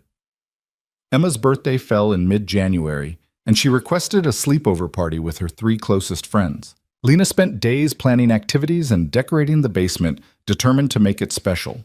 The party was loud and chaotic. 4 9-year-old girls fueled by pizza and cake and the freedom of staying up past midnight. At one point, Lena overheard Emma talking to her friends while they painted their nails in the bathroom. "Is that your new mom?" one of them asked. Emma paused, considering. "She's Lena. She's not my mom because my mom died, but she's family. Like the most important family. But does she do mom things?" "I guess. She makes my lunch and helps with homework and comes to school stuff. And she listens when I'm sad and knows when I need a hug, even when I don't ask for one. So yeah, she does mom things. But she's still Lena." "That's cool. I wish I had a Lena." "You can't have mine," Emma said fiercely. "She's ours." Lena stood in the hallway, listening to a 9-year-old define her place in the family with more clarity than she'd been able to manage herself. "She's ours." The possessive pride in Emma's voice settled into Lena's chest like warmth. Later, after the party wound down and the friends were asleep in sleeping bags scattered across the basement floor, Emma found Lena in the kitchen cleaning up.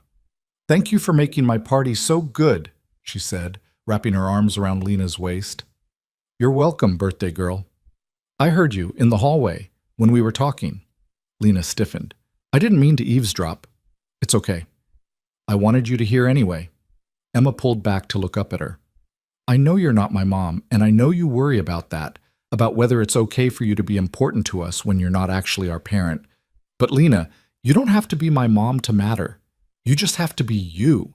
And you being you is exactly what we need." The wisdom in those words, coming from someone who just turned 10, nearly broke Lena's heart. "How did you get so smart?" "Mom used to say that loving people isn't about fitting into boxes. It's about showing up and being honest and choosing each other every day." Emma smiled. "You show up every single day. That makes you family no matter what we call it." "I love you, Emma, so much." "I know. I love you too. Now come on, we should probably make sure my friends aren't destroying the basement." They went downstairs together to find the girls building an elaborate blanket fort, and Lena helped them secure the corners and add pillows, and by the time she went to bed that night, something had solidified in her understanding of herself. She didn't need to be Sarah. She didn't need to fit into a predetermined role. She just needed to be exactly who she was, someone who loved these children and showed up for them and chose them every single day. February brought Michael's 13th birthday and his increased interest in a girl at school named Sophia. He tried to be casual about it, but Lena noticed the way he checked his phone constantly and spent extra time on his hair in the mornings. "You should just ask her to hang out," Lena suggested one afternoon while helping him with algebra homework. "It's not that simple." "Why not?" "Because what if she says no? Then it's weird. What if she says yes? Then I'd have to actually hang out with her and I might mess it up." Lena smiled, recognizing the fear beneath the bravado. "Michael, can I tell you something?" "I guess." "Being scared of rejection doesn't mean you shouldn't try. It just means it matters to you. And that's okay." "Were you scared when you decided to stay here?" The question caught her off guard. "Terrified." "But you stayed anyway." "I stayed anyway." "Why?" "Because the possibility of having this family was worth more than the safety of staying alone." She paused. "Some things are worth being scared for." Michael was quiet for a moment, processing this. Sophia probably doesn't even like me anyway. Or maybe she does, and she's just as scared as you are. You think? I think people are usually more afraid than they let on. And I think being brave doesn't mean you're not scared. It means you do it anyway. 2 days later, Michael nervously informed them that he'd asked Sophia to come watch his basketball game, and she'd said yes. Ethan had raised his eyebrows at Lena in silent question, and she'd just smiled. The game was on a Thursday evening, and true to her word, Sophia showed up with her parents. She was a slight girl with dark hair and braces, and she cheered louder than anyone when Michael scored. After the game, when they stood talking awkwardly near the bleachers, Lena watched Michael's face transform into something open and hopeful. "Young love," Ethan murmured beside her. "Young courage," Lena corrected. He was terrified to ask her. Good thing he had someone to give him advice about being brave even when you're scared. "I just told him what I learned from being here. See? You're already teaching them important life lessons. That's definitely a parent thing." The words settled between them, and Lena realized she wasn't panicking at the suggestion anymore. Parent, not mother, because that title belonged to Sarah and always would. But parent in the sense of someone who guided and supported and loved, someone who showed up. March arrived with the first hints of spring and Emma's school production of a musical revue. She'd been cast in a small solo part, and she'd been practicing her song constantly for weeks. The night of the performance, Lena helped her get ready, braiding her hair and calming her pre-show jitters. "What if I forget the words?" Emma asked, staring at herself in the mirror. "Then you'll make up new ones, and no one will know the difference." "Everyone will know. There'll be a whole auditorium of people watching. And at least 3 of those people will be cheering so loud that even if you forget every word, all anyone will remember is how much you were loved." Emma turned to look at her. "You really think I can do this?" "I know you can. You've practiced so hard, and you're going to be amazing." At the school auditorium, they found seats in the 3rd row.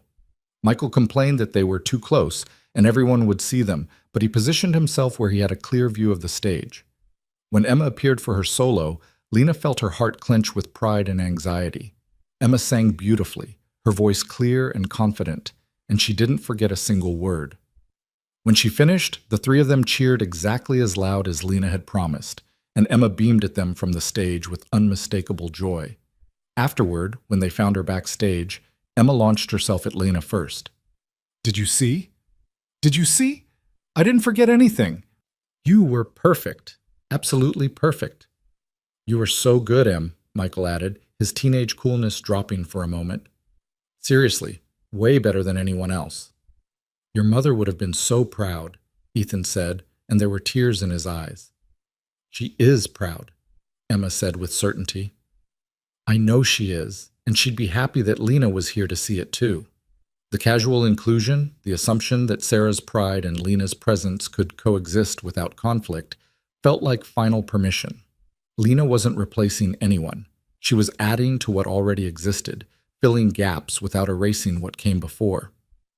That night, after the kids were asleep and the house was quiet, Lena found herself standing in the living room again, looking at the picture from Thanksgiving.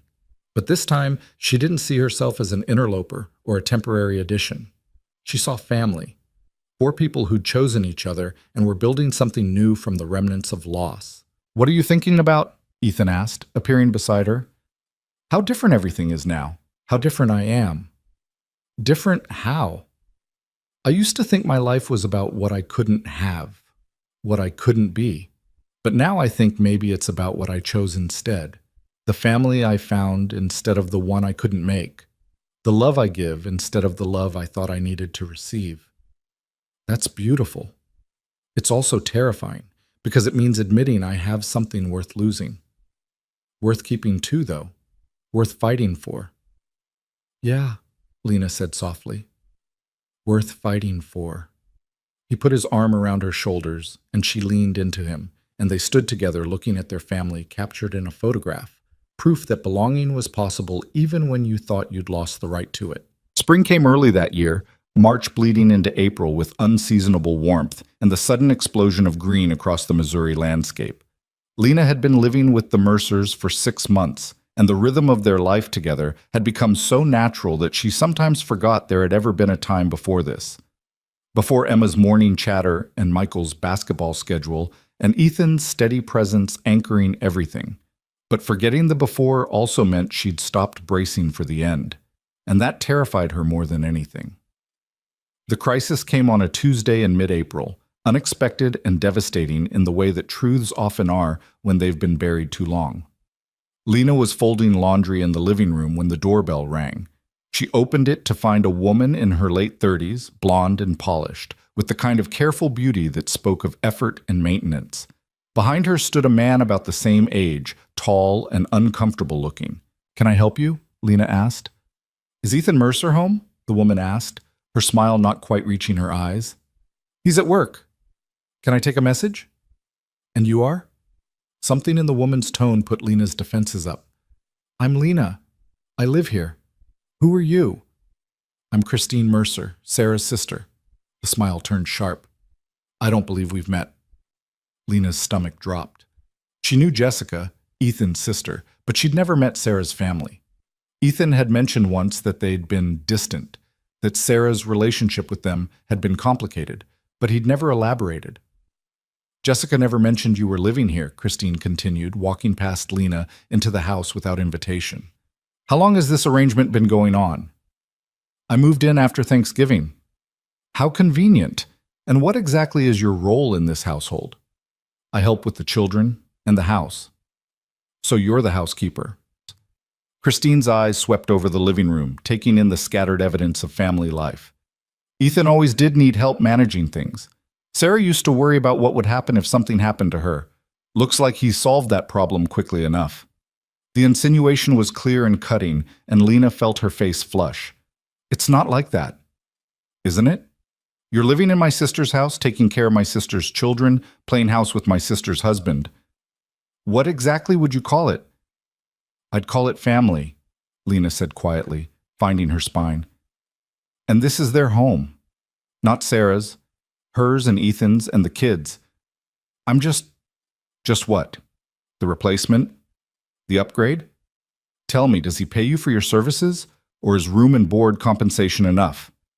"Christine," the man with her finally spoke, his voice weary. "That's enough." "No, David, it's not enough. Our niece and nephew are living with a stranger and nobody thought to inform us.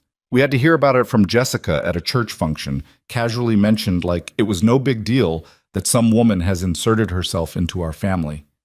"I haven't inserted myself anywhere," Lena said, her voice shaking now. "Ethan asked me to stay. The children wanted me to stay." "The children are 9 and 13. They don't get to decide who lives in their house." Christine moved closer, and Lena could smell her expensive perfume. "My sister's been dead less than 2 years, and already you're here playing mother. It's disrespectful, it's inappropriate, and I won't allow it." "You won't allow it?" Lena's fear was transforming into anger now. "You don't have any say in what happens in this house." "I have every say. Those are my sister's children, and I have a responsibility to protect them from opportunists who take advantage of a widower's vulnerability." "I'm not an opportunist. I love those kids." "I'm sure you do. I'm sure the comfortable life and the ready-made family are very convenient for someone in your position. What was it Jessica said? You clean houses for a living? Must be quite the step up, moving into a nice house like this." The words hit like physical blows, each one finding the soft places Lena had tried so hard to protect. All her old fears crystallized in Christine's contemptuous assessment. She was right, wasn't she? Lena was just a housekeeper who'd gotten lucky. Someone who'd insinuated herself into a family that wasn't hers, taking advantage of grief and need. "I should go," Lena said, her voice barely above a whisper. "That would be best." Christine's smile was satisfied. "I'm sure Ethan will understand. You were temporary help, and now the family needs to heal properly, without outsiders complicating things." Lena walked past them on shaking legs, heading for the stairs. She could hear Christine calling after her, saying something about how it was better this way, but the words blurred together into white noise. In her room, she pulled out the suitcase she'd never fully unpacked, started throwing clothes into it with trembling hands. This was what she'd been waiting for. The moment when someone pointed out she didn't belong. The moment when the fantasy collapsed and reality reasserted itself. She was Lena Brooks, divorced and childless and fundamentally insufficient. She cleaned houses. She had nothing to offer these children except a love that had always been inadequate. She was nearly finished packing when Emma appeared in the doorway, home early from a playdate. "Lena, what are you doing?" "Emma, Lena couldn't find words that wouldn't devastate this child. "I need to go." "Go where?" "You live here." "I can't. I'm sorry. I thought I could, but I can't." Emma's face crumpled. "What happened? What did I do?" "Nothing." "You didn't do anything. This isn't about you." "Then why are you leaving?" Emma's voice rose to a near shout. "You promised. You said you weren't going anywhere. You lied." "I didn't lie. I made a mistake. I shouldn't have stayed this long." "Yes, you should have. You should stay forever. You're supposed to stay." Emma was crying now, big gasping sobs that tore at Lena's heart. "Please don't go. Please, I need you." "You don't need me. You have your dad and your brother and your family. You are my family," Emma screamed, and the sound of it echoed through the house. "You're my family and you're leaving just like Mom left, and I can't do this again. Please, Lena, please don't leave me." Lena sank onto the bed, and Emma threw herself into her arms, sobbing so hard her whole body shook.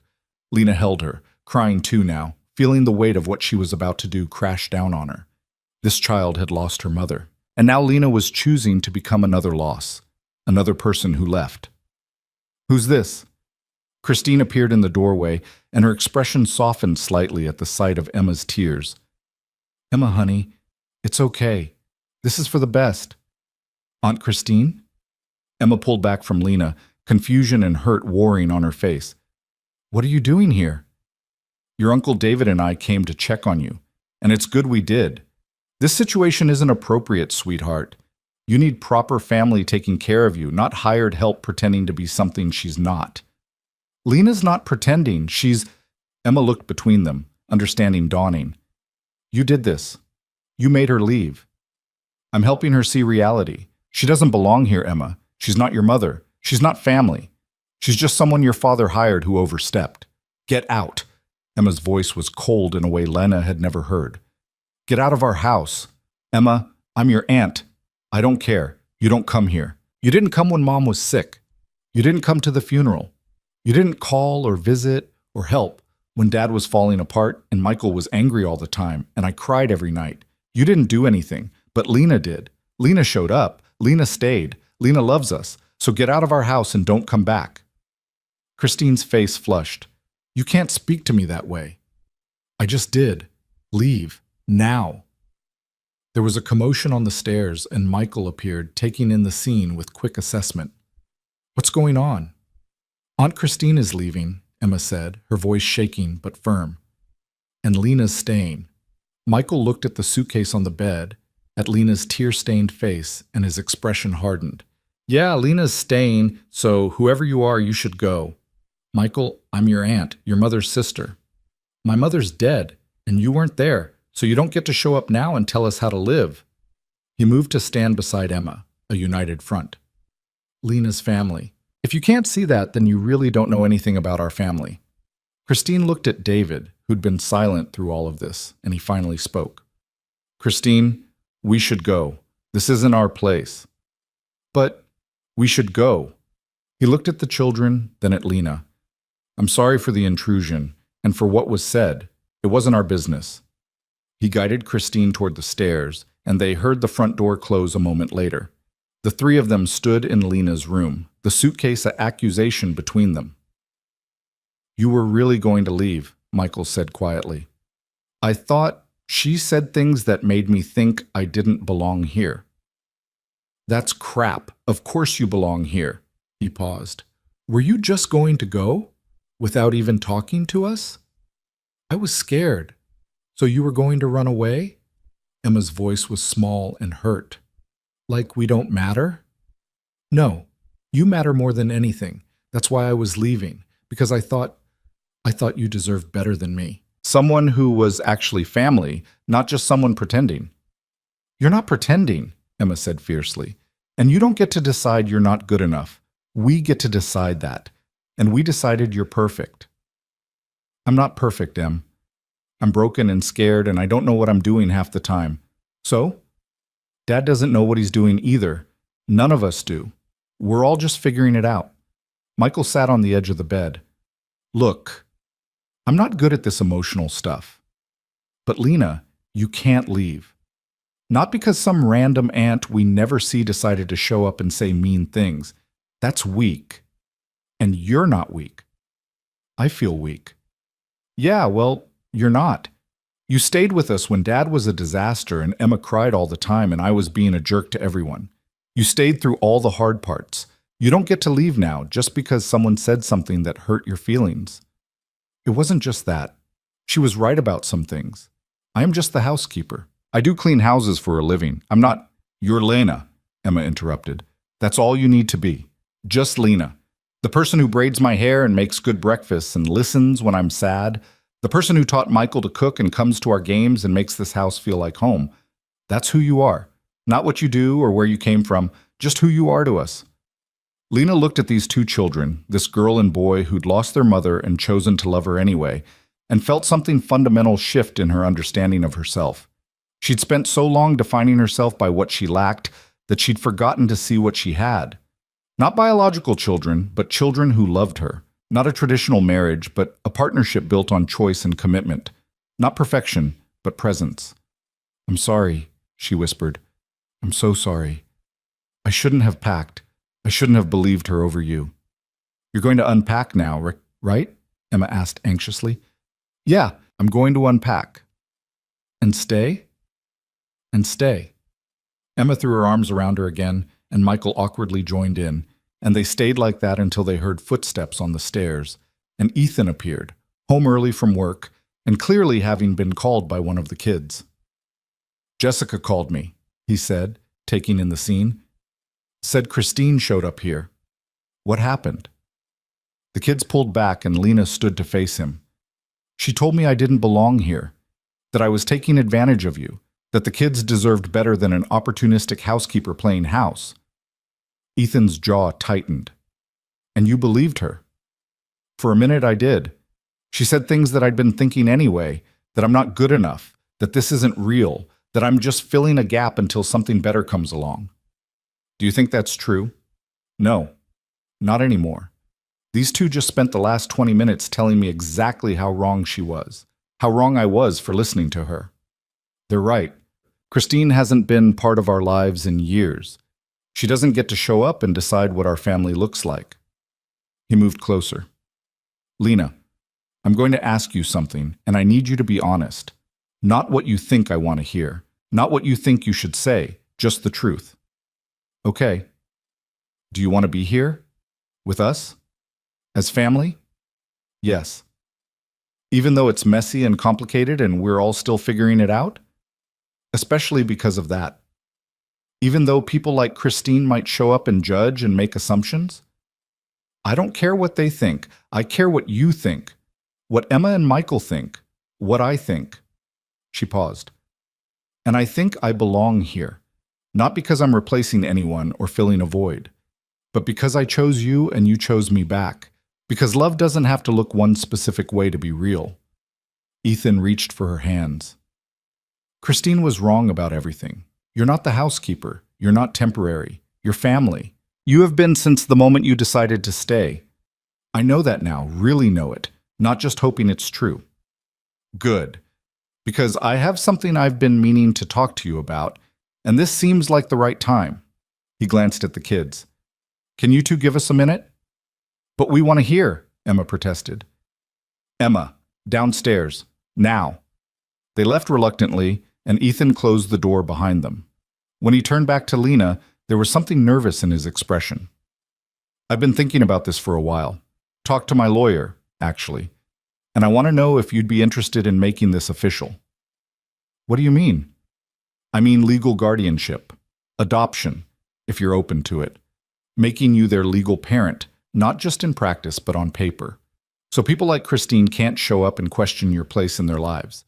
So you have legal rights to make decisions for them. So they know, officially and permanently, that you're their family. Lena's breath caught. You want me to adopt them? I want you to be their parent in every way that matters. You already are, emotionally, but I want to make it legal, permanent, unquestionable. He paused. Obviously, we'd need to talk to Emma and Michael first. Make sure they're comfortable with it.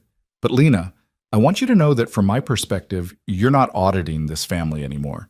You're not on trial or probation. You're in, completely. And I want to make that official. I don't know what to say. You don't have to say anything now. Think about it. Talk to the kids. But know that this is real. We're real. And I'm not asking you to be Sarah or replace her or fill some predetermined role. I'm asking you to be Lena. Their Lena. My Lena. Our family's Lena. She was crying again, but these were different tears. Not fear or grief, but overwhelming joy at being chosen so completely. Yes, she whispered. Yes, I want that. I want all of it. He pulled her into his arms, and she let herself be held, let herself believe that this was permanent and real and hers. When they went downstairs, Emma and Michael were waiting anxiously in the living room. So, Emma demanded, what happened? Is everything okay? Everything's more than okay, Ethan said. Your dad has a question for both of you, and I want your honest answer. No saying what you think I want to hear, just the truth about what you want. Okay, Michael said cautiously. How would you feel about making Lena officially your parent? Legal adoption, so she has the same rights and responsibilities as I do. Emma's face lit up immediately. Really? She could really be our parent? Like, legally? If you want that. If Lena wants that. It would mean she'd be your guardian, able to make decisions about school and medical stuff. It would mean she's not just living here, she's officially family. I want that, Emma said without hesitation. I've wanted that since forever. Can we do it tomorrow? It takes a bit longer than that, Em, but yes, we can start the process. They all turned to look at Michael, who was processing this more slowly. Would she still be Lena? He asked finally. Or would we have to call her something else? She'd still be Lana, Ethan confirmed. This doesn't change who she is. It just makes it official. And Mom? Does this mean we're forgetting about Mom? Never, Lena said firmly. Sarah is your mother. Always will be. I'm not trying to replace her or erase her. I'm adding to what you already have. Different kind of love, but just as real. Michael nodded slowly. Okay, yeah. I want that too. It feels right. Emma launched herself at Lena, and Michael followed more slowly, and Ethan wrapped his arms around all of them, and for a moment they just stood there, holding each other in the middle of the living room, a family not bound by blood but by choice. The adoption process took 6 months. There were home visits and interviews and paperwork that seemed endless. But through all of it, Lena felt herself settling into her place in this family with increasing confidence. She wasn't auditing anymore. She wasn't temporary. She was choosing them, and they were choosing her back every single day. In October, exactly 1 year after she'd first stood on Ethan's porch and offered to love his children, they stood in a courtroom and made it official. The judge asked Emma and Michael if they understood what adoption meant, and Emma had said, "It means Lena gets to be our parent forever, and she already is in our hearts, so this is just making it legal." The judge had smiled and signed the papers, and just like that, Lena Brooks became Lena Mercer, legal guardian and adoptive parent to Emma and Michael. Walking out of the courthouse, Emma grabbed her hand. "Now you can't leave. It's literally illegal." That's not how adoption works," Michael said, but he was grinning. "Close enough," Emma insisted. "You're stuck with us now." "Gladly stuck," Lena agreed. That evening, they had a small celebration at home. Jessica came with her family, bringing a cake that said "Family is forever" in slightly smudged frosting. They ate too much and laughed too loud and took pictures that would eventually join the Thanksgiving photo on the mantel. Later, after everyone had gone home and the kids were in bed, Lena and Ethan sat on the porch in the cool October air. "How does it feel?" he asked. "Being official?" "Like something I didn't know I was allowed to want." "You're allowed to want things, Lena. You're allowed to have them too." I'm starting to believe that. She looked at the bracelet on her wrist, the one he'd given her for Christmas, the little house with the heart-shaped door. I used to think I was fundamentally broken, that not being able to have biological children meant I was insufficient as a woman, as a person, that I had nothing of value to offer. And now? Now I think maybe I was wrong about what value means. I couldn't give you or anyone else biological children, but I could give Emma and Michael something they needed: love without conditions, presence without demands, someone who chose them not because she had to, but because she wanted to. That's everything. It's not what I thought I'd have. It's not the life I imagined when I was younger. Is it better or worse? Lena thought about it carefully. It's real. It's mine. And it's more than enough. They sat in comfortable silence, and Lena thought about the journey that had brought her here. From that small house by the creek where she'd lived alone, convinced she had nothing to offer the world, to this porch, this family, this life she'd built from the broken pieces of her old assumptions about herself. She thought about Emma, who'd loved her before she knew how to accept it. About Michael, who'd taught her that family could be chosen. About Ethan, who'd seen her clearly and made space for her anyway. But mostly, she thought about the woman she'd been a year ago, standing on this same porch, saying she could only love his children, offering what she'd believed was a limitation, not knowing that it was actually the greatest gift she had to give. I need to tell you something, she said quietly. Okay. That first night, when I told you I could only love your children, I meant it as an apology, like I was warning you that I was insufficient, that I couldn't be a real partner because I had nothing to offer you beyond childcare. I remember. But you didn't hear it that way. You heard it as exactly what you needed, someone who would love them without expecting anything in return. And that changed everything. It was what I needed, what we all needed. I know that now, but I want you to know that it's not just about the kids anymore. Somewhere along the way, I fell in love with this whole life. With you, with them, with who I get to be when I'm here. It's not romantic in the traditional sense, but it's real. It's partnership and friendship and family all mixed together into something I don't have words for. You don't need words for it. It's just us, our family, our life. Yeah, our life, she smiled. I like the sound of that. Inside the house, they could hear Emma singing to herself, getting ready for bed. Michael's footsteps moved across his room. The ordinary sounds of family, of home, of permanence. Lena Brooks had spent years believing she was broken, that her inability to have biological children made her fundamentally insufficient, that she had nothing of value to offer anyone looking for a complete family. But sitting on that porch, legally and officially, the parent of 2 children she hadn't given birth to, loved by a man who'd never asked her to be anything other than herself, she finally understood the truth. She hadn't been broken. She'd just been waiting for the family that needed exactly what she had to give. Not perfection, not traditional motherhood, not biological connections, just love, steady, present, unconditional love. And that, it turned out, was more than enough. It was everything.